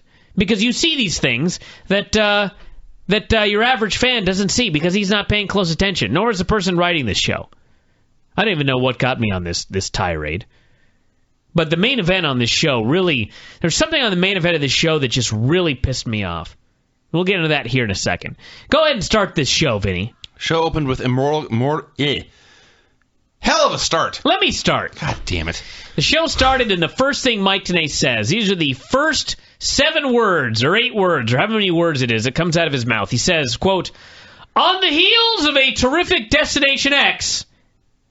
And I expected him to conclude, everything is back to normal. Sadly, he didn't, but that is exactly what happened on this program. Everything was just back to normal. It was, yes. The Immortal came out in formal wear. Yes, said it. Abyss was in a tuxedo with these sleeves torn off. Ha, ha, ha. He came out. There was a set of poker chips in the ring for a poker table with chips. Bischoff said they were going to gamble with people's careers, you see. God knows why the people in charge want to do this. They said they were having a party to welcome Anderson into Immortal. They brought him out. He was wearing a camouflage tuxedo. Don't ask me why. Don't ask me where you get that. Tacoma Discount World would have just yanked that thing off the rack. Maybe some people go hunting in their wedding gear. Hulk said he and Anderson had always strived to be the best they could be. Comedy.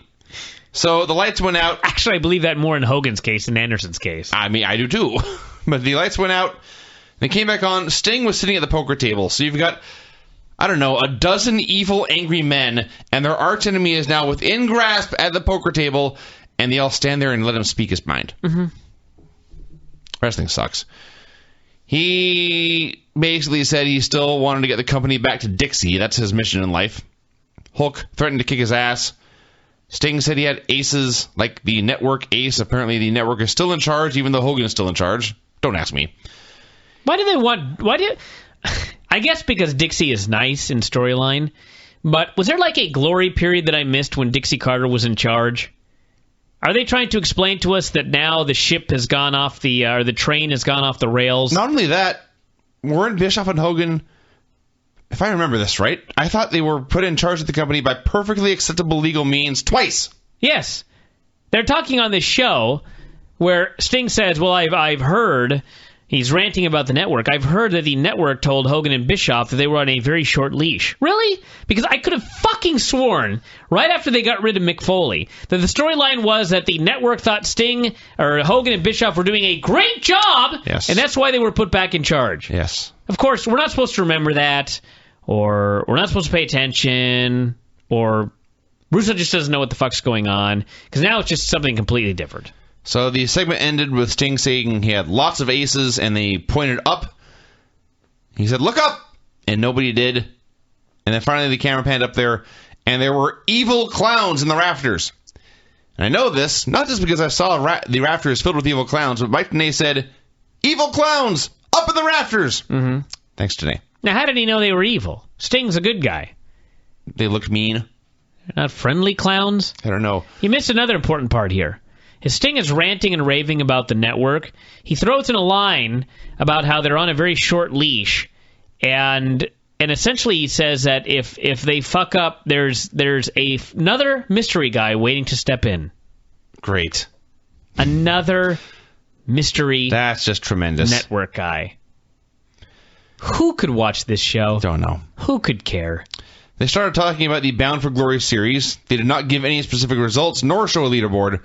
They simply said that Crimson and Gunner were winning, and Joe and Bobby Roode were losing. I don't think we saw the leaderboard the entire show. I don't believe we did, no. Not even an updated one after matches. Speaking thereof, we had a Bound for Glory series match. Bobby Roode versus Samoa Joe versus the Pope. I believe they mentioned in commentary, and from what I remember about the standings, that these guys were all tied for last, basically, coming in. So, they had a pretty fun match. And the finish was... Joe went for the choke on Roode, and Roode did the Bret Hart run up the turnbuckle roll-up, and Joe was pinned, and then right after he was pinned, Roode tapped out. And I was certain they were going to do some stupid simultaneous finish where both men would get points, but no, Roode just won. So I was fine with that. This actually was I would say 2 thumbs and 2 big toes up, but I'm taking away the big toes because they didn't show a fucking leaderboard after this match was over. No. But... this was awesome because they're trying to put over that wins and losses matter. And so this would have been just another stupid finish on a show were it not for the fact that Joe has no points. And he's trying so hard every week to get points. And on top of that, not only was he trying so hard here and he failed and flipped out yet again, but the reason he failed is because you get a 10-point... you get 10 points for a submission. You only get 7 for a pinfall. So this fucking fatty was so greedy to get his 10 points off a submission that he would not let go of the submission when his shoulders were down, and thus he got pinned. Mm-hmm. Awesome. This was good. We had But again, no leaderboard. No. We had Hogan telling Immortal... this is almost exactly what they said. They said they wanted something bad to happen to Sting, but they didn't want any evidence coming back to them to incriminate them. Yeah. That's almost word for word what they said. Mm-hmm. So then, after giving this very, very thinly veiled message that they want Sting taken out, Abyss blows their cover by saying, "All right, let's go." And then Bischoff scolded him for losing the X title. Then the Jarretts arrived and talked about how great Mexico was. Jarrett showed off the AAA belt. Everyone was happy, and they all started having margaritas. Yeah. Pope, after having just lost his match, was being given a pep talk by Devon's kids. This made Devon upset. He came up and started acting like a douche. Pope was being completely rational. Now they were arguing about who gave points. Yeah, this pissed me off. This feud sucks. Devon is supposed to be the babyface, and Pope is supposed to be the heel. And meanwhile, Devon is acting like a complete asshole. Mm-hmm. Yes, Pope has done some bad things in the past, but since his storyline started with the kids, Devon has been a complete dick to this guy. And Pope has been a perfect gentleman. Mm-hmm. He has not been in any strip clubs per vignettes. He has not been hustling or doing whatever he was doing with the dogs. He's just been there mentoring some young fellas. This is why nobody cares about anybody on TNA, because everybody acts so irrationally. Yeah. It's impossible to get behind a person if they're acting like a complete madman, which Devon is doing in the storyline. Everyone does. Yes. Speaking of madmen, they took the time and energy to produce a Best of Immortal DVD. Immortal forever. No way. Yeah. 0 buys. Literally. No one will buy this. I think they call it Immortal. Huh? That's what they call it. Immortal. I see. Sure. May as well. So that's a terrible idea. They did a very long Destination X recap video. The only real notable thing here was, if you didn't see the show and watch this video, you would think Abyss and Kendrick was the main event. It was retroactively put on last. We had Austin Aries versus Shannon Moore. They had a good match with a stupid finish. Aries, I guess Shannon's book is on a chain. So first, Aries tried to use the book, but he got caught. But then as the ref was disposing of the book, for some reason this took him several seconds, that let Aries use the chain to lay Shannon Moore out. Then he did this twisting pescado thing and squashed Shannon's face. His face. Face. Yeah. That sucked. The match was fine unless you're Shannon Moore. If you're just watching at home, it was fine. So Alex Shelley came out. He held up the chain saying, "Everyone saw you use this?" To which Aries snickered and said, "Not everyone," and he left. So Alex Shelley and Austin Aries are going to feud to blow off the Generation Next storyline started in Ring of Honor in like 2004. And of course the ref didn't care, because the ref doesn't give a shit about interference. Anything. Yeah. We had Abyss cutting a promo. He was basically saying that he would beat Kendrick and get his belt back, and then he turned around and he was killed by an evil clown. Mm-hmm. Shannon was cutting a promo, bitching about Aries cheating. This was awesome. Shannon Moore there in his punk outfit says, "I can't believe Aries cheated." To which point Shelley said, "The greatest man in the world isn't so great if he had to cheat." This is like out of a Mr. Rogers episode. Yes. So then Aries cut a promo. It was, frankly, a total babyface promo, ignoring the fact that he cheated to win, not even bringing it up. And he talked about how it didn't matter if it was the X Division or the X Division champion or the heavyweight champion.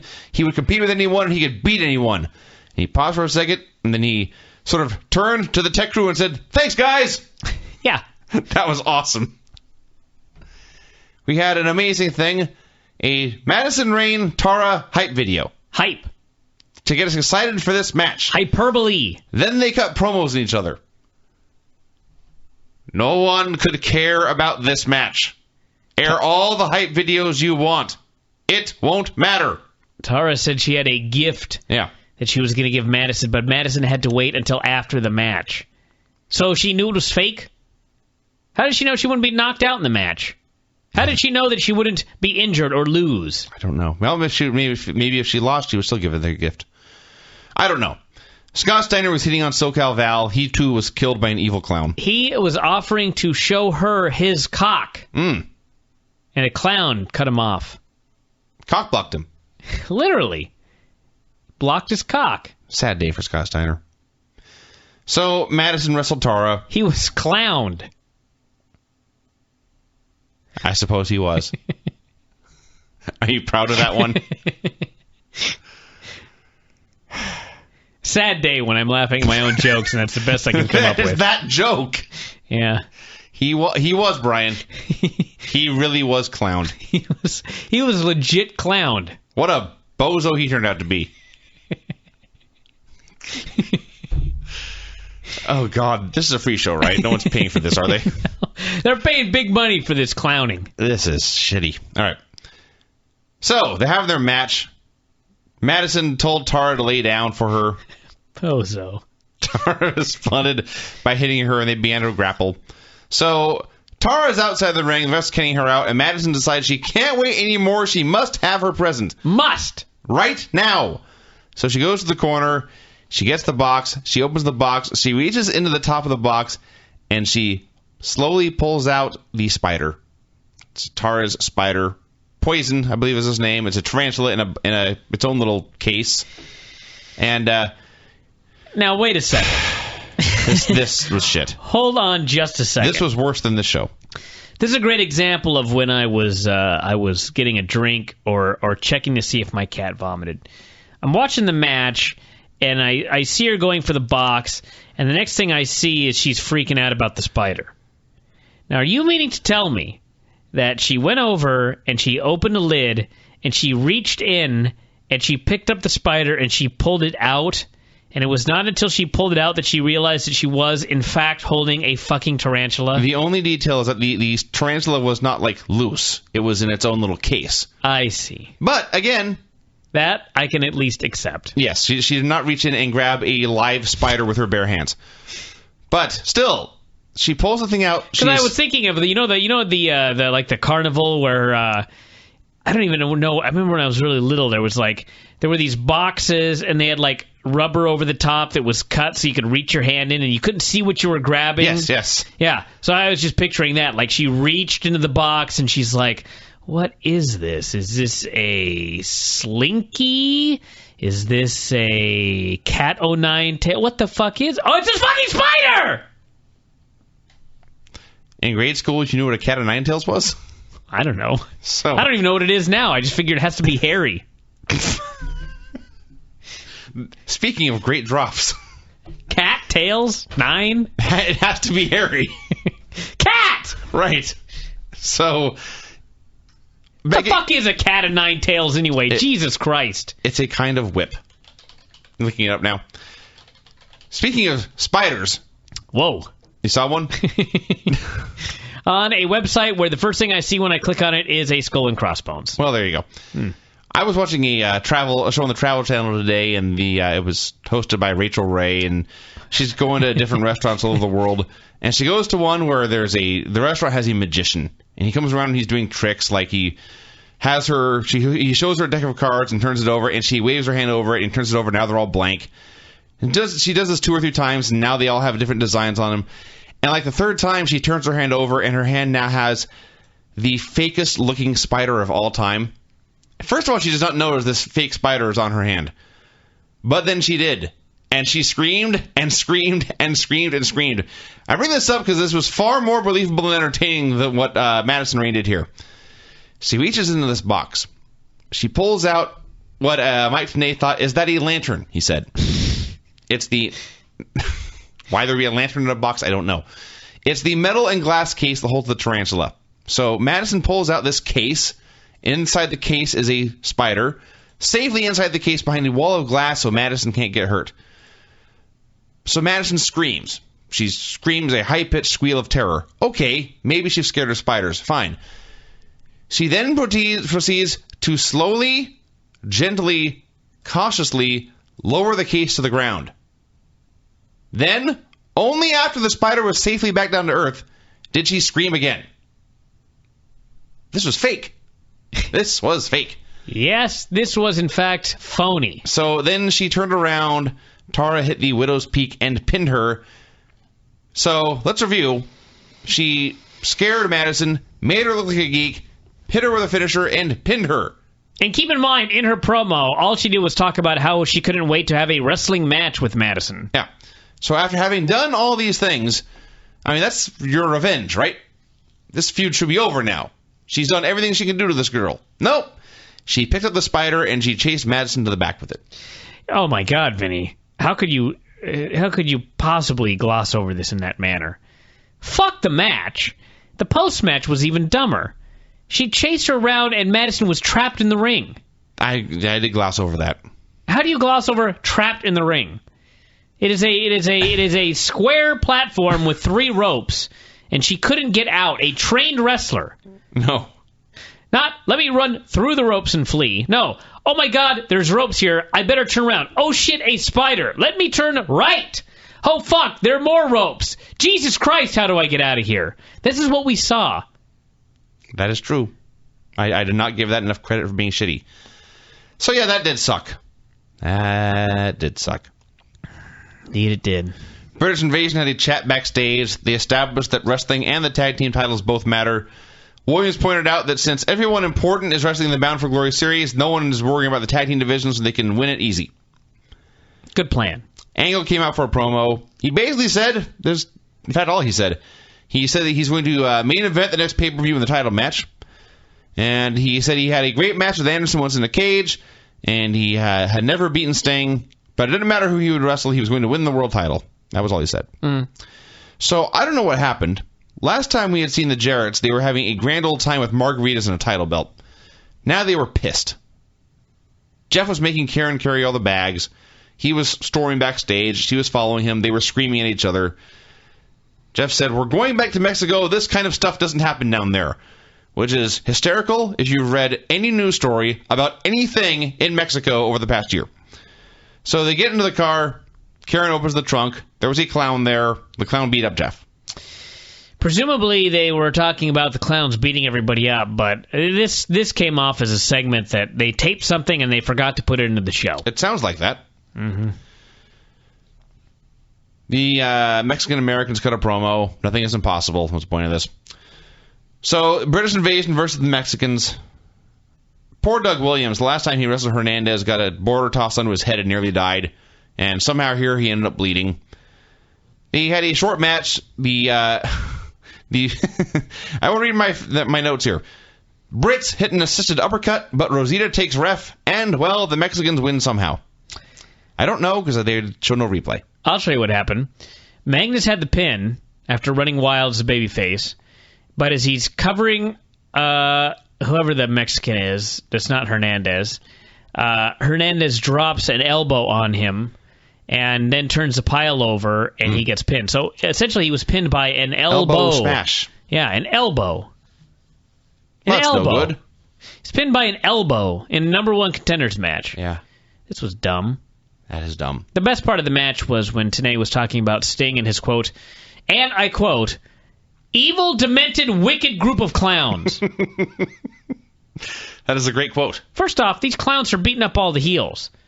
So why are they evil, demented, or wicked? They are clowns, and they are in a group. That part is true. But evil, demented, and wicked? Seems an unfair classification of these funny Speaking of clowns, I almost missed something. Bischoff... It's not important at all. Speaking of clowns, continue. Bischoff. Which clowns were you initially speaking of? We'll never know now. No, I want to know which clowns you were talking about. I was going to talk about the clowns on the show, but I missed a segment. I see. It's not a terribly important segment, but we've wasted this much time going back to the segment. I may as well talk about it now. Bischoff was in the office with Gunner and Bully Ray. They acknowledged that Scott Steiner and Abyss had been murdered by clowns, but they did not care. They were not worried about their comrades and their fate. They merely didn't want anything to happen to them. So Gunner and Bully Ray agreed to get those punks before the clowns got them. And Gunner stormed off, and Ray started to, and then he stopped and just turned back into the office to hide like a coward. So we then got Gunner in the parking lot calling out clowns. Yes. Come here, you sons of bitches. There was a lot of sons of bitches in the show. So out came the clowns. He said son of a bitch more than Lance Storm did on that last show when he was fantasy booking CM Punk. Yes. So the clowns came out en masse. They surrounded him, and they beat him up 4-on-1. By the way, did you notice... bats. Did you notice on Raw that Vince McMahon, in doing the actual CM Punk storyline, said son of a bitch? Yes, actually, I think about it. Clearly, I apologize, you son of a bitch. Clearly, he listened to Lance's show. Of course he did. Mm-hmm. Everyone does. I can just see Vince at the gym lifting weights and listening to the Bryan and Vinny show. I can't. And doing a Vince McMahon laugh. Ha ha ha! Cat o' nine tails! Bozo! Granny! Actually, Vince probably would laugh at the Bozo line. He probably would. So, Gunner was calling out clowns in the parking lot. They came out in a group. They surrounded him. They beat him with baseball bats 4-on-1. No. That's not what happened. Gunner's in the parking lot. He calls out the fucking clowns. 4 clowns appear from the shadows. They're all wielding bats. They bang the bats on the ground. They pick them up on their shoulders. They get ready to swing. And then all of a sudden, they run at him. One of them hits him in the leg with a bat. They all simultaneously drop their bats and proceed to pummel him with their fists. Yeah. Ineffective clowns. That was the first night. So They beat him up for a long time. They tossed their clown masks at him. And the camera panned up, and it turns out it was Fortune. Mm-hmm. They decided to dress up like clowns. I guess they could not beat up Immortal if they did not have clown masks on.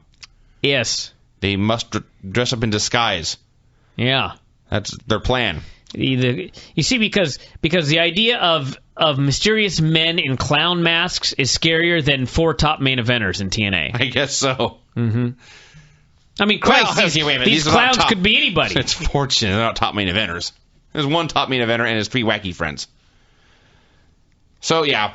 One of them said, well, what about Bully Ray? And somebody else said, he's taken care of, and they all walked off. Their night was done. So we had Ken Anderson versus Sting for the world title in the main event. You know what's funny is when the clowns beat up all of these guys one by one, was anyone really keeping track of how many members were still left? How many bad guys had been picked off and how many were still left? Well, I did note that Bully Ray went back to hide in the office. You knew that he ran back to hide, but I mean, would you have known at that moment that there's no more members left except Bully Ray? Not necessarily. I had absolutely no idea. Yeah. That's how they're randomly beating dudes up. So, this is what goes through your mind when you watch TNA. You're always looking for where the ref bump is going to come from. And as soon as Ken Anderson picked up Sting in a fireman's carry, I looked at this and I thought, he's going to spin right now and knock Sting's feet into the ref. And I was exactly right. So, the ref was bumped. Sting put on the Scorpion. Anderson tapped. There was no ref. Bully Ray hit the ring. He laid out Sting. Mike Tenay started talking about the evil clowns who had been laying people out throughout the show. He did not identify them as Fortune, so now we know Mike Tenay does not watch Impact. They were Ray and Anderson were about to hit Sting again when the lights went out. When they came back on, there was a clown in the ring. He killed Bully Ray. The lights went out a second time. Now Anderson was alone in the ring, and the clown was at the top of the ramp. Sting appeared. He hit the death drop. The ref counted 3. There's a new world champion. That was wacky. And then finally, the final clown who interfered in the main event took off his mask, and it was Kurt Angle. And so it turns out the only reason they did the entire clown storyline, the only reason either in character or in storyline or in reality, is they wanted this last shot of Kurt Angle taking off his mask and revealing himself. That's what it all led to. This was a classic chapter in a Death of TNA book. Actually, it's not even a chapter. It's a paragraph. It's just so stupid because, okay, you've got Sting and Mr. Anderson for the title. First off, you've got a ref bump. Everybody's sick of ref bumps. Then you've got the mystery clown coming out, and Mike Tenay was somehow able to determine that this was a 5th clown. How in God's name did he figure that out? Who knows? He specifically said this is not one of the 4 clowns. Who is this clown? So he must have known it was Fortune, because he knew that this was a 5th clown. Anyway, that's not even the dumbest thing. The dumbest thing is that Mr. Anderson gets put in the Scorpion Deathlock after the referee takes a bump and he taps. Why do you do that in a match? Well, usually when a ref takes a bump and one guy taps or gets a visual pinfall, that means the other guy is going to win. So Vince Russo thought it'd be so clever to do a match where Mr. Anderson gets put into the death drop, he taps out, everybody presumes that means he's going to retain the title, but lo! Sting ends up winning the title, and there you go. The problem is, next week on the show, guaranteed, Mr. Anderson is going to come out and he's going to bitch and he's going to cry and he's going to moan that he got screwed. He can't believe that Kurt Angle screwed him. He hates Kurt Angle. He's going to want to beat him up. And meanwhile, the fact of the matter is he got beat clean as a sheet long before a clown dressed as Kurt Angle or vice versa even came down to the ring. Why? Because Vince Russo had to put a swerve in and it made his own fucking storyline next week stupid as a result. Things like this just piss me off. I just like the idea that Sting apparently went up to Fortune and Kurt Angle and he said, guys, I'm fighting Ken Anderson tonight. He's got a bunch of friends. I need you to help me take his friends out. And they said, great, we hate those guys too. And Sting said, I have a plan. You will hit them all with baseball bats. And they said, that's a great plan. That'll work. And Sting said, also, you will be dressed as clowns.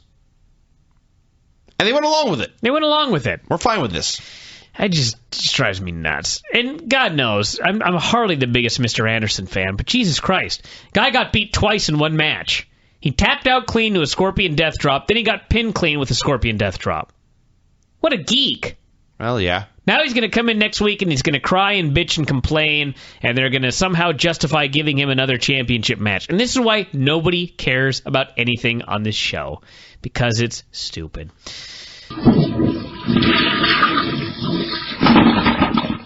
Actually, let's just get going. Every time I try to review the show before the review, it's never the same review as after I've gone through this whole thing and got all my anger and rage out. The show was over, I just was ready to fall asleep. There was nothing... But looking back upon it, I know there were things that pissed me off. And things that were good, because I am a fair man. May I go now? Sure. Sting came out with his wacky face paint. This was no good. Well, it wasn't, so I was going to let you go. So Sting now, in addition to imitating the Joker, is also doing a lot of Jim Carrey, because that's even more out of date. He called out Hogan and Bischoff. An evil clown came out instead. It was Kurt Angle. Why he came out in a clown costume, I do not know. He got in the ring, and Todd said Sting was bragging about his win last week, and then he said, and this is a quote, "It was I, Kurt Angle, that came to your aid last week." Those are the exact words that came out of the man's mouth. Mm-hmm. Fake. Kurt Angle does not speak like that. Ever, ever, ever. So Kurt was trying to have a serious conversation and promo here, and Sting was being silly and goofy, and Kurt was getting exasperated, and finally Immortal came out. There's Bully Ray and Mr. Anderson. Bubba was upset that Kurt took a bat and hit him in the ab. That's what he said. "I've worked hard on this ab." Mm-hmm. He was so angry about what happened that he was doing comedy. And then I'll be honest, I have no idea what Mr. Anderson said, except that he was completely annoying. His subject matter escaped me. His delivery was just a punch in the nuts. I'm so over Sting in this gimmick. I didn't like the gimmick from day one, but it's significantly more annoying with each passing week. And I like Sting. How many times do I have to say it? I like Sting. I hate this. Absolutely hate it.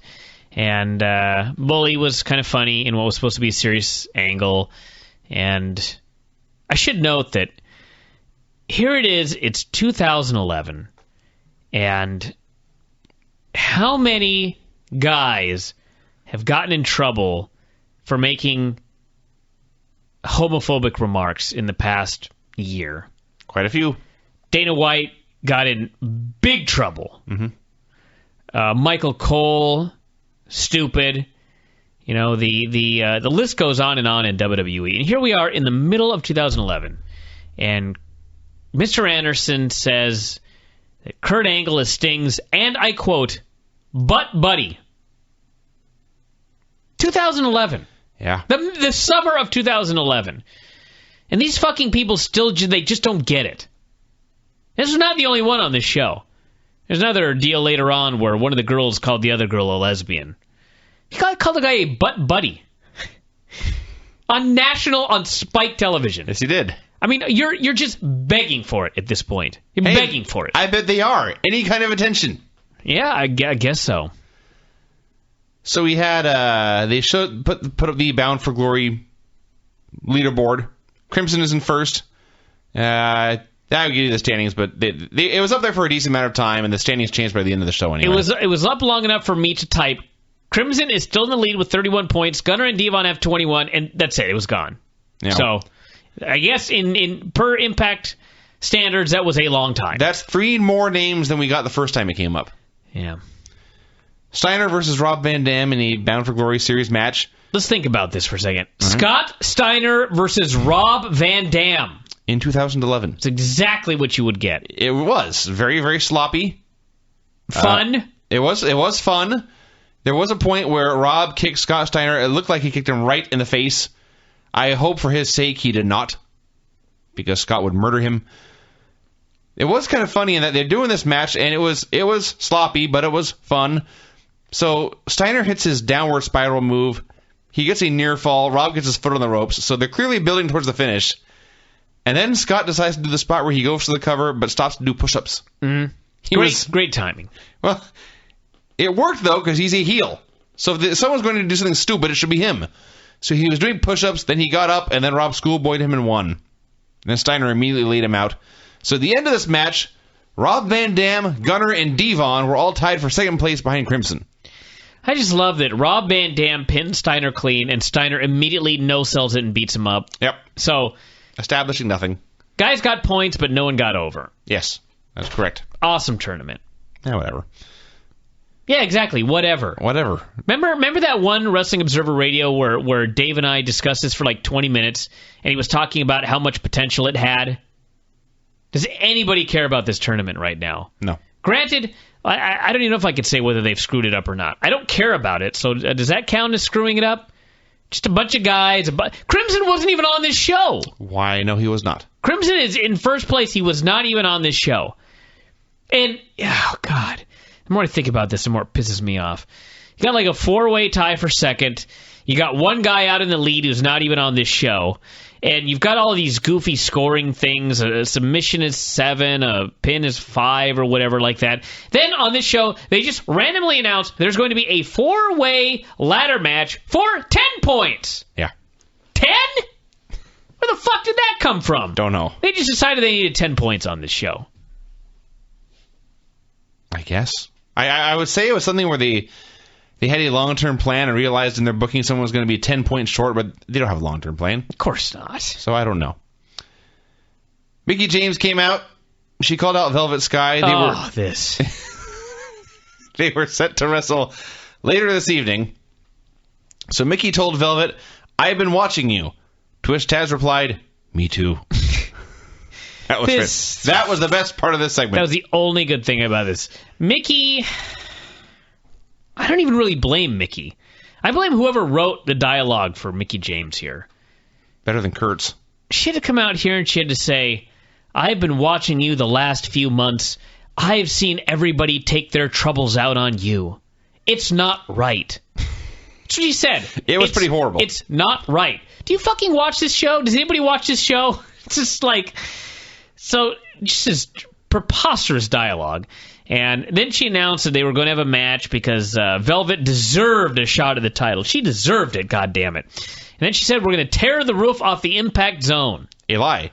A lie. Apparently she hasn't been watching Velvet close enough. Indeed. If Mickie James can pull a match out of Velvet Sky that tears the roof off the Impact Zone, she deserves strong consideration for Wrestler of the Year in the Observer Awards. I don't think this is going to happen. So Mickie was being all sincere, and Velvet was flattered, and they were being all lovey. Thank God Winter and Angelina came out at this point.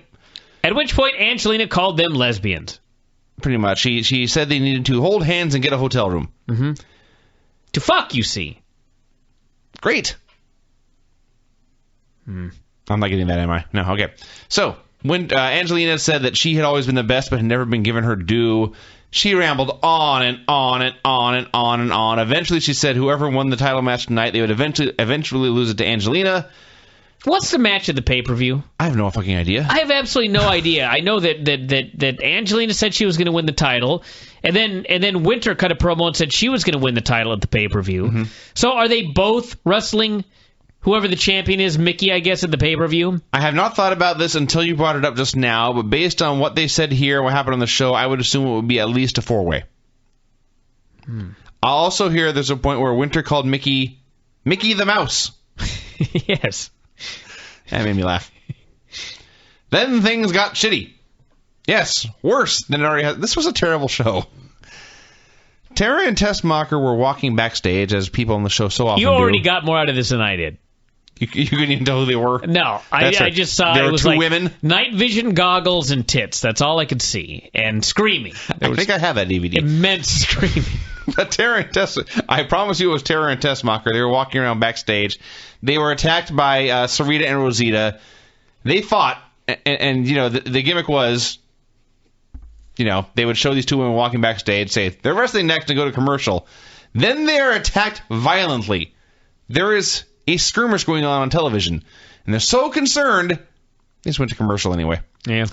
Came back from commercial. They were all still fighting and cursing. Thank God for that commercial break. There was this fight having going on Could uninterrupted have used one later. For 6 minutes or so. Madison appeared. She attacked Tara, just started screaming. Tanae casually mentioned here, by the way, you can see and hear Sarita has a face guard on. We will tell you why later. A, no, I could not see this. B, you're going to tell us later? That's your tease? Now's not the time, Vinny. Find out later what happened to Sarita's face. Yeah. We had promos by the guys who were in the random four-way ladder match. They were fine. They all said they needed 10 points and they would win. The last one was AJ. He said that he needed 10 points and he would win. As he finished this, Daniels came in and said, oh, sorry, there's cameras here. We'll talk later. AJ said, no, don't worry, we can talk. And he pushed the cameras outside, but the cameras didn't really leave. And Daniels whispered something. I think he said he wanted a rematch. I don't know. I don't care. Well, that too. So we then cut back to the women fighting again. I actually thought it was the same fight that was still going on for now like 20 minutes. Apparently this happened last week. Now all I saw here was 4 women fighting in a parking lot. We were told that at some point in this brawl, Sarita broke her face and thus needed the face guard. This was a repeat. In fact, this may have been worse than the hardcore battle royal that WCW did, where everyone killed themselves and nobody knew what the hell was going on. This was the same thing. There were 4 humanoid bodies in there. I couldn't identify any of them, and we were told one of them got hurt. Sarita supposedly, they claimed, suffered a broken jaw and a broken orbital socket, which is funny because she claimed she'd suffered facial paralysis. These stories are not matching up. Someone's telling a fib. So after all this, we got the match. Tessmacher and Tara versus Sarita and Rosita in the biggest clusterfuck of a match in ages. First of all, after they had been brawling for 20 minutes, the last time we saw them, they were still fighting. Now they just come out doing a wacky pro wrestling entrance. The hell? So, within literally seconds, all 4 women were in each other's way. Just a complete mess of a match. What agent... How many times have I mentioned how much these agents suck? What agent sits down and goes, okay, who's in the match? Rosita, Sarita, Tara, and Tessmacher. Okay, well, let's have all of them fighting in the ring at the same time doing high spots. Like, what agent in his right fucking mind decides that that's a good idea? You know? I mean, you look at those 4 names, and the last fucking thing that I would ever even consider if I were putting a match together with these ladies is let's do a spot where they're all in the ring at the same time doing high spots. But no, that's what they did. They're girls running the ropes, girls trying to do other stuff, all in each other's way. It's just a complete disaster. And they cut off Tessmacher, which I didn't even know why they bothered, since the ref didn't give a shit about all 4 girls being in the ring at the same time. They were just, they're all in the ring at the same time for a minute. Ref doesn't care. Then it breaks down into a tag match, and they're all obeying the rules. Then after about another minute, it breaks down into another 4-way, and the ref doesn't give a shit. So Madison ran in behind the ref's back. She did something, which of course, because it's TNA, did not lead to the finish. So it was just a completely pointless run-in. And that's this point, I completely gave up on this. I completely gave up. There are new women's champions, I know that. Tess and Tara won. The only detail you left out is down to the very end, down to the finish of the match. Tara hits a neck-hanging tree slam on one of the girls, and as she does this, Tessmacher runs in to hit a small package on the other one and literally rolls into Tara. Mm-hmm. From start to finish, they were in each other's way. Yes. This was a poor encounter. We had the ladder match. Gunner versus AJ versus Joe versus Morgan. This was fine. Let me get my complaints out of the way about this first. Okay. Because I don't want to say too much bad about it, because it was a very good television match. They all worked very hard. It was great for the time allotted, which was maybe 4 minutes. Yeah. Maybe 5. Yeah. It just was like, I mean, when they booked this match, I realized that this was not taped in the last couple of days. It was taped like a week and a half ago. But they knew. You didn't know there was going to be a Money in the Bank pay-per-view with 2 ladder matches Yes. that you know are going to go about a half hour each, and you know are going to be great. Yeah. And so your idea is 4 days after 2 great Money in the Bank ladder matches, let's do a ladder match on TV that goes for 4 minutes. I don't know. I just... No, you're right. You're right. This was a stupid thing to do. I'm sorry that I think. I bet you are. I really am. That's why I hate this show, because I think. If I just didn't think, if I were just like dumb, like really stupid, then this show would probably be like great. But I think, and as a result, I get pissed off because no one else thinks. Yes. So if you just watch this and just watch the action and were able to not think, it was pretty fun. AJ in particular was pretty awesome in this match. So after all that, Matt Morgan won. And by the way, a great Taz moment. As Matt Morgan is climbing the ladder, and Taz said, "We may need a bigger ladder." Why? He's 7 feet tall.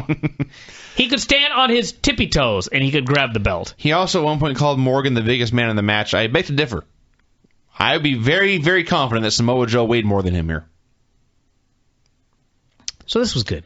It was a good match. So the update of the leaderboard. First place now was Crimson, who still is not on the show. Morgan is second, and then Gunner, Devon, and RVD are tied for third. We had bullshit with Eric Young and D'Lo Brown into 7-Eleven. 2 thumbs down. Brian Kendrick wrestled Alex Shelley. Kind of a weird match in that Shelley dominated, but he dominated with about 1,000 roll-ups. And Kendrick just kept kicking out. Finally hit a big tope. They did a terrifying sliced bread on the apron that thankfully Alex Shelley was not killed on. And just when it looked like Alex Shelley had the match won, Austin Aries ran in, laid him out with a belt shot, and Kendrick got the pin. Hell of a way to build your new champion. Remember when he beat Abyss and they celebrated like it was a grand achievement? Mm-hmm. And here he is getting a fluke win because a third party interfered at random. So he won. Then he was confused as to why Shelley was so hurt. Then they went to commercial. When they came back, he was told, well, you see, Alex Shelley was hurt because Austin Aries hit him with a title belt. And Kendrick was distraught. He was in tears. Yeah. He was in tears that he did not want to win this way. This was not what the X Division was all about. It's apparently now, all of a sudden, the history of the X Division is a code of honor. That's bullshit.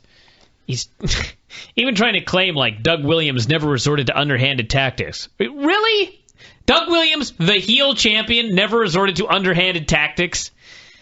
I liked the match. I thought they did a good job. But this was just impossible to take seriously. He was crying. The X Division champion. Because he was crying because somebody on Impact cheated. Yeah! God, this made him look lame. And the entire division. Yes. A bunch of vanilla midgets. So I came across that. He's crying because someone interfered in his wrestling match. Like the history of this division has just been one of handshakes and goodwill towards men. Not to mention the fact that the very first thing that happened in this match is, I believe it was Kendrick started kicking his fucking friend in the leg. Have you ever been leg kicked? Does it suck? Friends don't leg kick friends. Okay? They just don't. This was... I don't know. So... A fun match, though. Yeah. I enjoyed the match. So Mexican America came out for a promo. This was... Let me go back and check. We had the first fight, the second fight, and the match. This is Sarita's 4th appearance on the show. 5th if you count the footage from last week that we never saw before. And for the first time, they bothered to explain and demonstrate her face mask. Anarchia said, look at, she has a broken jaw, broken over a bone, and she's standing there. She wore it in the match that they had. Yeah, but she was moving the entire time, and all the backstage segments, they never just said, look at her mask. Here, she has a mask on. And I bring this up because it's actually a pretty cool mask. But we didn't get to see it until now, when she was on 4 different times. So they were upset they lost the ladies' tag belts. They were upset they have no flag, so they're going to kick somebody's ass. They called out Beer Money, and James Storm cut a promo. And you mentioned earlier about how Anderson called Kurt Angle a butt buddy. Yeah. This is a different direction, but James Storm came out here and told the Mexicans to go cut some grass. Mm-hmm. In 2011. Yeah. So he talked about how tough Bobby Roode was, how tough he was, and said they were tired of these fake Mexicans whining about stuff, and said they would fight for, quote, the great Spanish luchadors. Yes. From Spain. Yeah. And then he promised that the day after the pay-per-view they would be deported. His delivery was awesome. Yeah. It was just a silly segment. So they had the ad for the Immortal Forever DVD. There's something... You left the room, and I was too lazy to get up and get the remote, so I just watched it.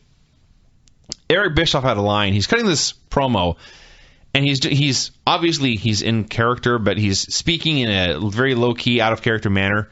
And I did not get it word for word, but something very close to this. The key, I think, was the night we got Dixie Carter to sign away control of the company. No shit! You think that was the key? Yeah. Yeah. And what a success it's been since you did that. Yeah. Both in storyline and real life. Then we got... I didn't want to talk about this. I'll talk about it. You talk about this. Velvet and Mickie were supposed to have a match. And before they could do the match, the heels came out. And by the heels, I mean Angelina and Winter. And so they started brawling. And who the fuck should run in? Who ran in, Vinny? ODB and Jackie. Yeah. They're back. They're back. We then proceeded to get an uncontrolled pull-apart, and it was uncontrolled in not a good way. There were bodies everywhere. It was a mess. Angelina at one point was standing in the ring shrugging. Jackie beat up some security guys who will never get laid again. Then we had Tracy Brooks return in 2011. The original knockout, they called her. She's back. The brawl continued. Then they were fighting. Then there were more pull-aparts. Then they were fighting some more. Then the brawl continued. And then some people came out and they beat them up. And the brawl continued. And they were fighting. And, of course, you know, when this first started, it's some girls beating each other up. Place going nuts. And they're not going so nuts anymore. And they're not going so nuts. And they're just kind of sitting there. And they're just watching. Because, like every fucking brawl on this goddamn television show, you can't just show the brawl, get the people excited, and then take it away from them. So they're left wanting more. No, of course not. You've got to do the brawl, and you've got to keep fighting until it's no longer exciting, until it's gone on too long, and then you got to keep going twice as long. Remember when Kurt Angle was training for the Olympics, and he said, I trained until I couldn't train no more, and that's when my training began. That is a brawl on Impact. And to Kurt Angle, this was hell. So imagine us having to watch this. They fought and fought until I never wanted to see them again, and that was just the beginning. Then they kept fighting more. They brawled and brawled and brawled and brawled and brawled and brawled and brawled like 8 fucking minutes before this segment finally ended. This sucked. May have been good if they'd gone like 30 seconds. Whet the people's appetite. Take it away from them. Then they want to see more. Then you have these people in a match and they go, oh, I cannot wait to see this match.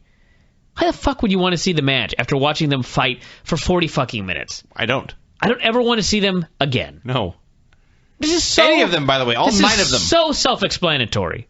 I can't even believe that I have to sit here and explain why this didn't work. Because these people are so fucking stupid, they just don't get it.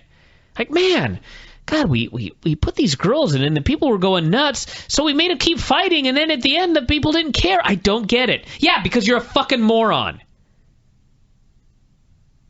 Just went on forever. This happens every fucking brawl they do. It drives me crazy. Have your brawl. Move on. Now, there is more about this segment. At the end of this, ODB and Jackie were taken away in handcuffs by police officers. Think of all the things we have seen on Impact over the years. Just last week, we saw men in clown costumes assault their opponents with baseball bats. There was a man who attacked another man with a board covered in nails. He put it in his back and his spinal column. Left him lying prone with nails in his back. Abyss once branded an unwilling man. Mm-hmm. Men have been lit on fire. Men have been lit on fire. Law enforcement. Human arson. That seems pretty serious to me. Hey, if you light me on fire, I will call the police, I guarantee you.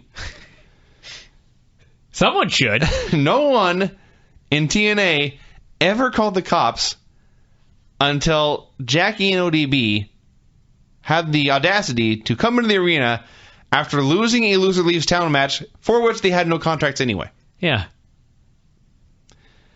God damn it, I hate this show. I was mostly offended that they arrested them and not, for example, Vince Russo. They should have arrested, yes. Whoever put this segment together should have been arrested. Just roll the paddy wagon up to the building and put them all in there.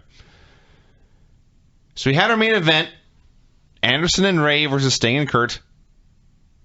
Kurt pinned Anderson with an angle slam. This was a professional wrestling opener. I am so completely apathetic towards what I saw in this main event. They did some moves. They did some wrestling moves. They got the heat on Sting. Kurt made a comeback, and then he pinned the legal man. Yes. That was the entire match. Yep. And I didn't have a problem with it. It was exactly just after this entire fucking show, that's what you came up with for a main event? Yes. Why didn't you do the ladder match at the end of the show? I don't know. Since there was at least a little bit of excitement there. I don't know. I can't complain too much, though. So afterwards, Kurt and Sting were victorious. They had a handshake, and then as Sting was leaving, Kurt pulled him back, and they had a wacky stare down, and the show ended. I would watch this match 1,000,000 times before I watched that pull apart again. Hell yeah. 1,000,000 times. So there you go. That was Impact. That's Impact, everybody. Far from the worst of all time. Far from the worst of all time, but far from the best. And that's also true. And by far, I mean 1,000,000 miles. It's pretty far. Let me tell you.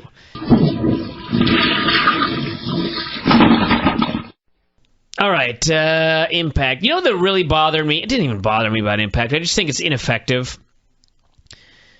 This was a show where there were several extended promo segments. Yes. And talk about overwritten. Yeah.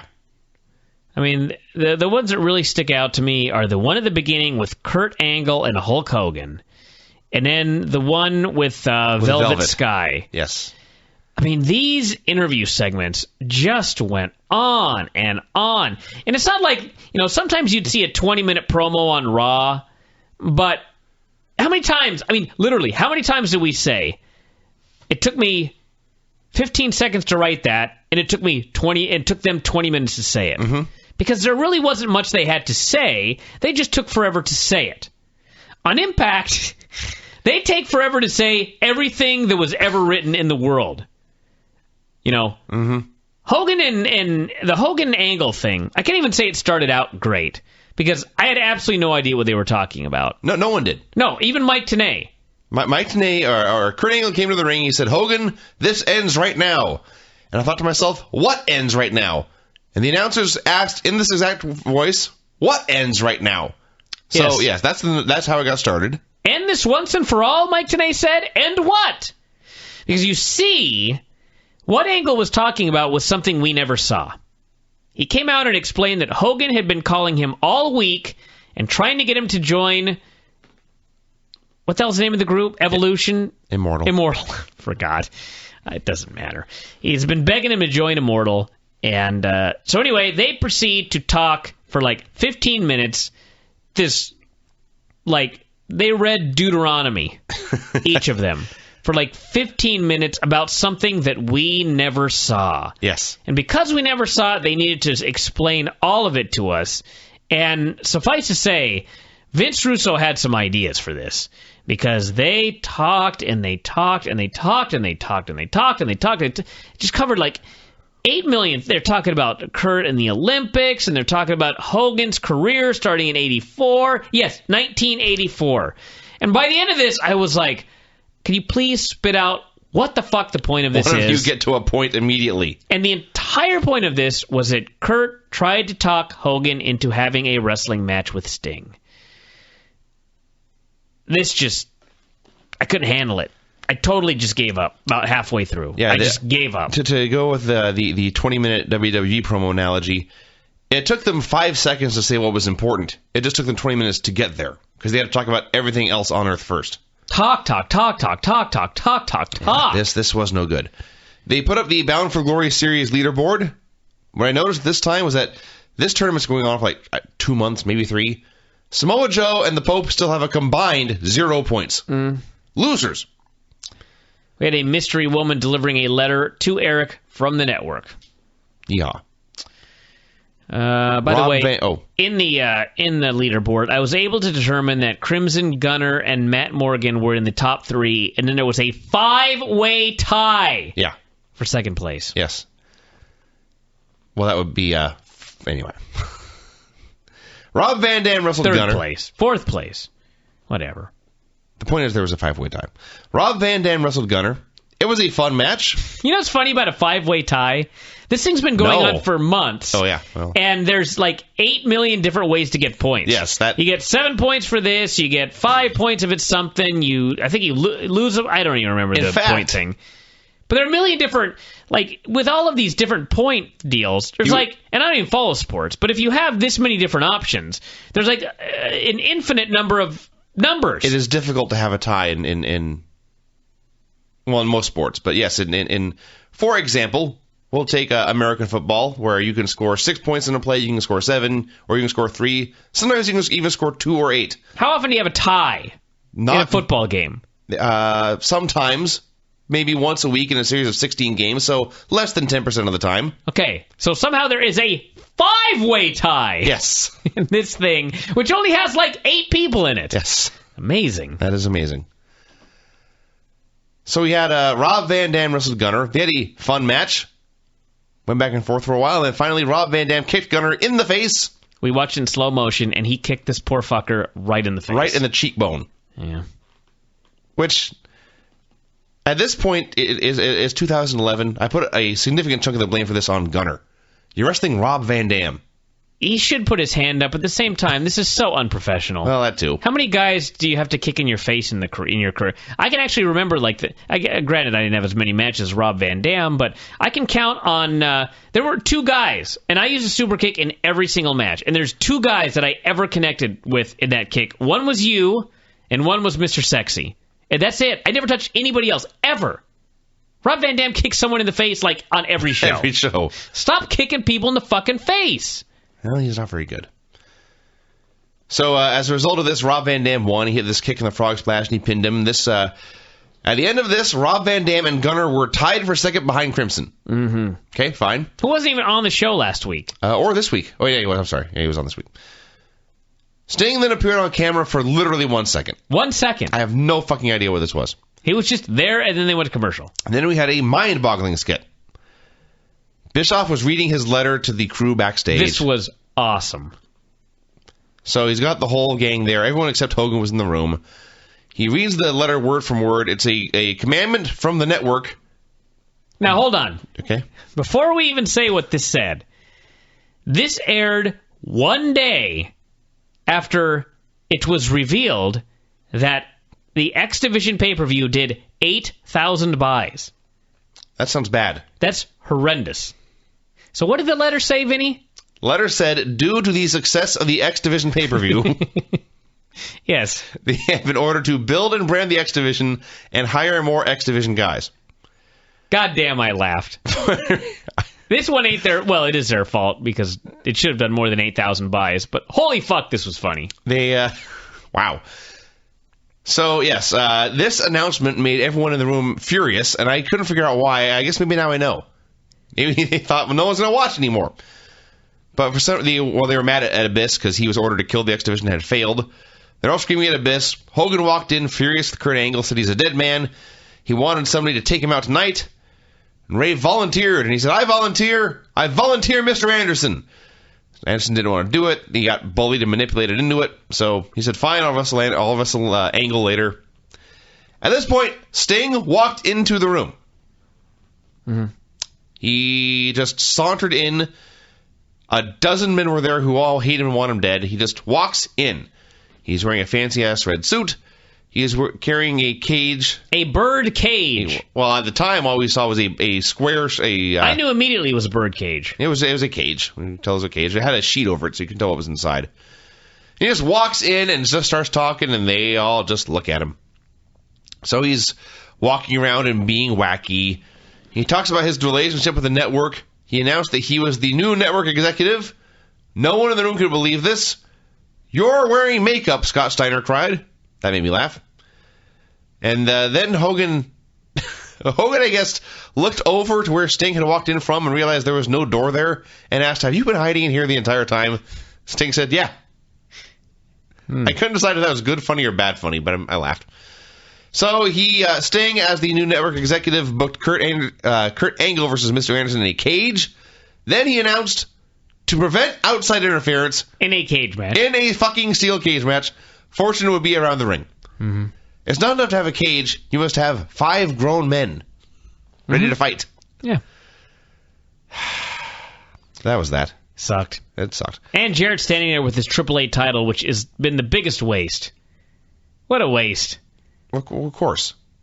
Every title they have is a waste. Why wouldn't they make a waste of somebody else's title? Because I thought if you bring in the AAA title, you do something with it. Isn't that the point of winning the title and bringing it to TNA and vice versa? They don't know what titles are for. They think titles are power, and since they are not AAA, Jeff has no power in their company. I just made that up and it makes total sense to me. Their logic. They could not even air the footage of him winning this in front of over 10,000. Like 16,000 people were at Triple Mania. I don't know what to tell you. But they could not show that because you see it would show how few people actually are watching TNA. Yeah. So why did you even bother? Why? I just don't get why they bothered. I don't know. We had another talking segment. Bryan, Kendrick, and Alex Shelley are in the ring.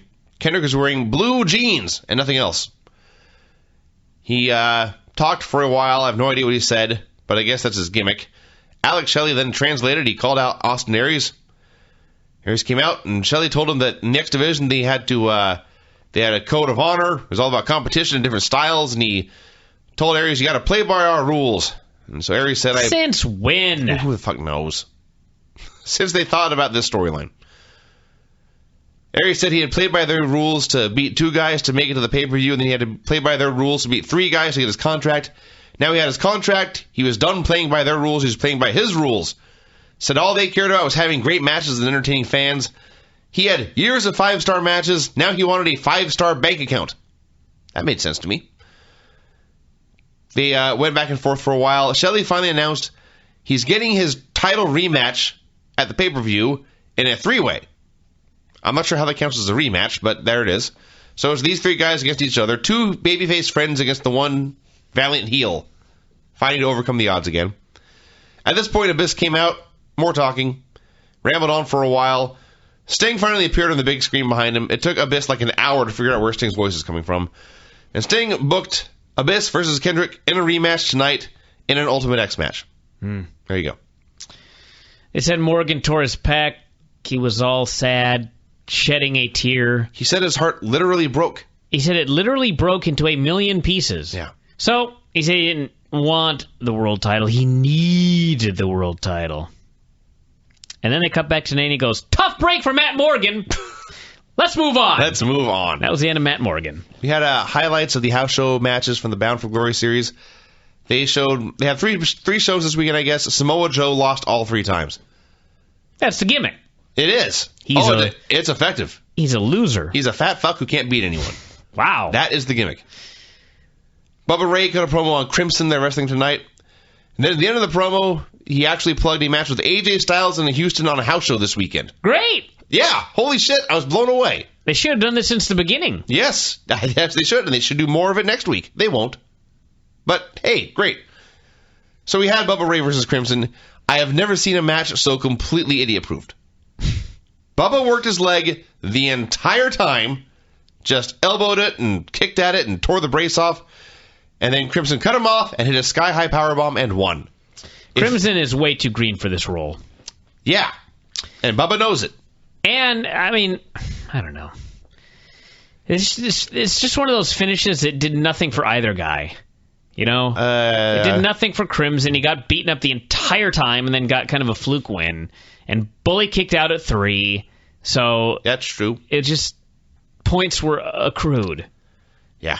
This is a match where wins and losses did not matter in this case. They made sure of that. Yeah. And it's also a match where if Crimson had fucked this up somehow, it would have been time to fire him on the spot. Because if you could have gotten through this match without fucking up, there would be no hope for you. Bischoff was bitching to somebody on the phone. He was demanding to speak to the network. Mm-hmm. the corporation. Yeah, he's called Several- 1-800-SPIKE-TV. 1-800 network, and a chorus of dozens and dozens of people talk to you at once. Mm-hmm. Madison said she was going to go down in the ring to watch Tara's match. Sting got in her way and threatened to have a scary animal in his cage, and she screamed and ran away. She didn't see what was in the bird cage. No. She just presumed it had to be scary, and she ran away screaming. Right. Stupid. We had Winter versus Tara. Tess Mocker and Angelina came down. They were both ejected. For doing nothing. For being for being there. This time the ref was going to enforce the rules. And this is the match that had the kick to the vagina to set up the finish. I was totally fine with this match. It was until they did the vagina kicking. It was okay. Then I just. And once again, by the way, the announcers on the show are in fact the voice of reason. They are both confused and bewildered by what Taz called the equipment situation. Yeah. What does that mean, the equipment situation? Well, you see, she has the wrong equipment for a low blow to hurt. I see, yeah. If she was a man, she would have equipment such as balls. But she does not, so it was stupid. And the announcers told you it was stupid, and they were right. We had Kendrick versus Abyss in an Ultimate X match. Actually, in hindsight, I really enjoyed this. The Abyss, of course, the gimmick was, well, I thought it would just be that he was too fat to climb, but no, he's afraid of heights now. So since he could not climb the cables to get the belt down, he attempted Plan B, which is to go outside and attempt to tear the entire building down. He was shaking the structure back and forth, trying to rip it from its hinges. That was great. He failed. You know what I thought was stupid about this match? Well, besides the concept of booking a guy in Ultimate X who's afraid to climb? Well, that's the whole point. Yeah. Like, as soon as Abyss figured out that he's too scared and that he can't tear down the thing, why didn't he just quit? I don't know. Because even at the end, which was Abyss going for a big choke slam, and as Kendrick is at the top of the move in the air, he reached up, grabbed the belt, and unhooked it for the win.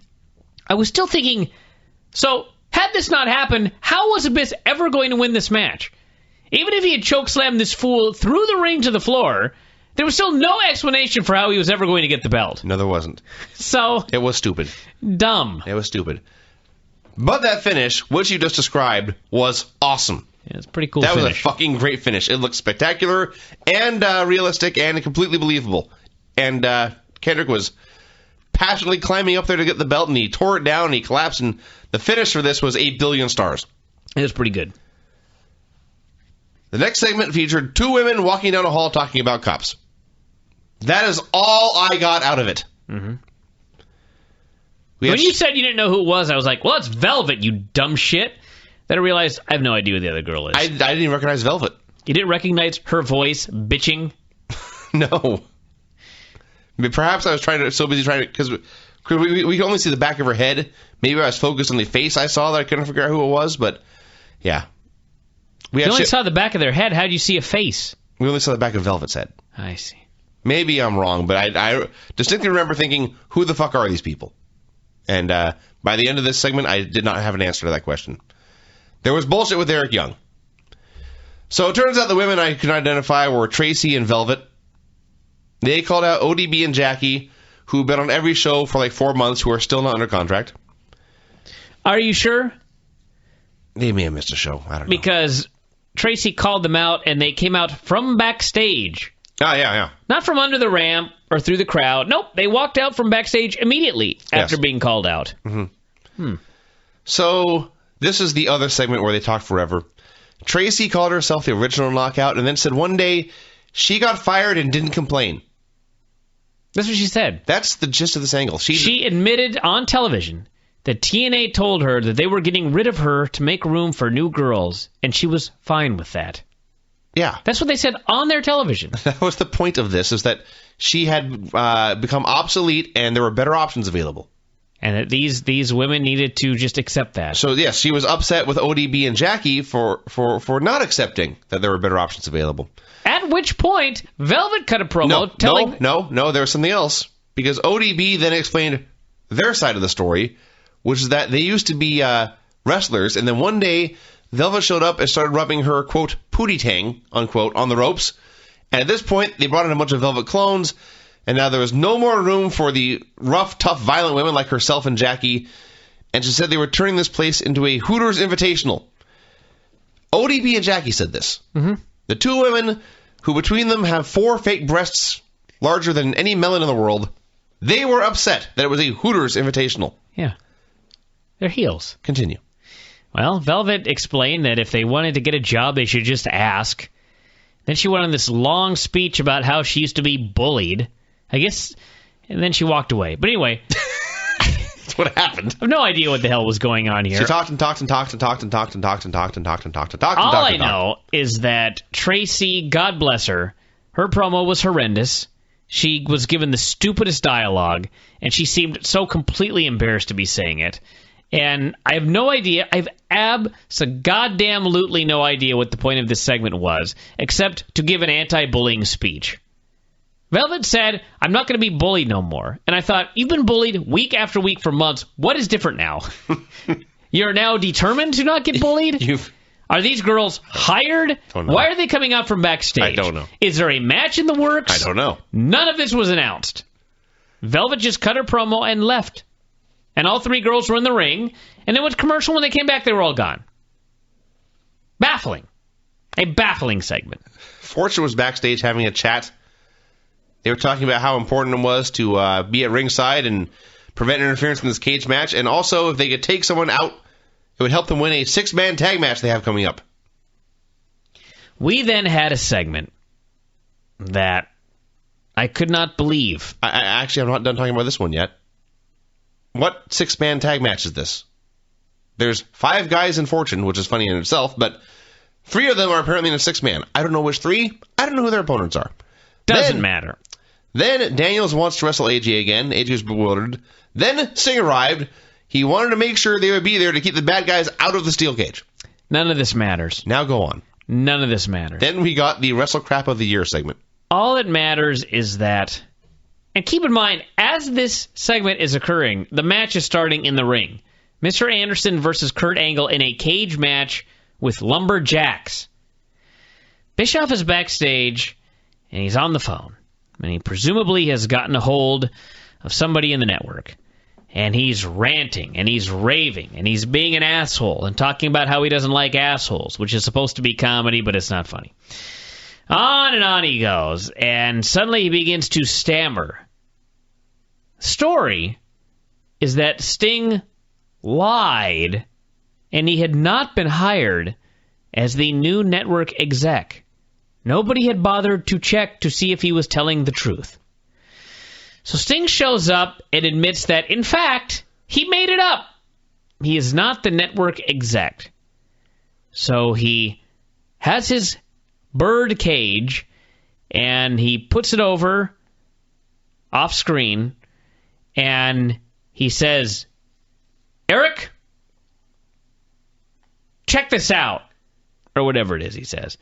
And he whips it off, and out of the bird cage flies a bird.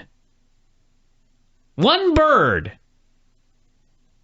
And the bird flies over and sits on Eric's computer monitor. Sting has a key, I think, to the bird cage. I don't know. But long story short, apparently Sting was so concerned that Eric Bischoff might leave his office during a cage match, presumably to interfere, despite the fact that besides this match taking place inside a fucking cage, the cage is surrounded by 5 grown men. He's so concerned that Eric might do this that he has brought a bird to hold Eric Bischoff hostage. Bischoff sold for the bird. He recoiled in fear. Stay away from me, bird! As the bird hopped on his desk. And then off Sting went, and that is the last we ever saw of Eric. He did not come out. He may, in fact, still be in his office right now being held hostage by a bird. And if you think I'm making a fucking minute of this up, second of this, no, this is all accurate. You're wrong. This is what happened on your television screen. It was finally ended. You looked over at me. I looked back at you. You just rewound the last 2 minutes of this to make sure what we saw was actually what happened. And yes, Sting was so concerned for all the reasons you noted that Eric Bischoff may interfere in this that he went through the time and effort to find a guard bird. A guard bird? A security bird. Yes. He told Eric... And this was not an eagle. No, that's an important key, too. This was not a pterodactyl. Or an ostrich, or an emu. No, this was a raven. A seagull. A magpie. I wanted Eric to just... Shawn Michaels would not put up with the shit, I can tell you that. No, of course Shawn not. Michaels would have made this a dead bird. Shawn Michaels chased after a bird and did a flying body press on it to take this bird out. Meanwhile, Eric Bischoff cowered in fear because a guard bird was holding him hostage in his office. Sting also warned that this bird would eat Eric's eyeballs. That's true. I've never seen anything like this. No, I don't think I have either. We have now reached the point where storylines involve grown men concerned about grown men going to interfere in a cage match that is, by the way, a cage match surrounded by lumberjacks. So to keep this man from interfering, a guard bird has been procured. I've seen it all. Now, here's a question. I have seen it all. Here's a question. You know what? This is even stupider than the barbed wire Christmas tree. Yes. Because at least it's like, okay, it's a hardcore match. We got to make some shit out of barbed wire. It's Christmas. Let's make a fucking barbed wire Christmas tree as a gimmick. Plus, were you to produce and manufacture a Christmas tree made from barbed wire, I would say, boy, that sure would hurt if I ran into it. I don't want to get close to that fucking thing. I cannot believe for a second that Eric Bischoff was terrified of this bird. He's held hostage by a bird. Yeah. This was completely ridiculous. And then the highlight of the show. Well, actually, that was the highlight of the show. But the story of this show was that, in fact, in this cage match, surrounded by lumberjacks, the finish was outside interference from Bully Ray. Blatant, flagrant, nonchalant. Just the vision I have, like when I close my eyes and I think of this impact, besides the bird hopping on Eric Bischoff's monitor and then jumping onto his desk, the vision I have in my head is Bully Ray standing there. The cage door has been swung wide open, and Bully Ray is handing a chair to Kurt Angle, and the referee is standing there looking at him with a look of confusion on his face, as if to say, what should I do? So yes, Bully tried to give Mr. Anderson a chair, but then he wouldn't let go of it, and so Mr. Anderson was distracted, and Kurt Angle gave him an Olympic slam and pinned him. And yes, there was outside blatant interference in a lumberjack match in a cage. It was. They had all the other bad guys come down and brawl with Fortune, so Bubba Ray could sneak down and be unmolested.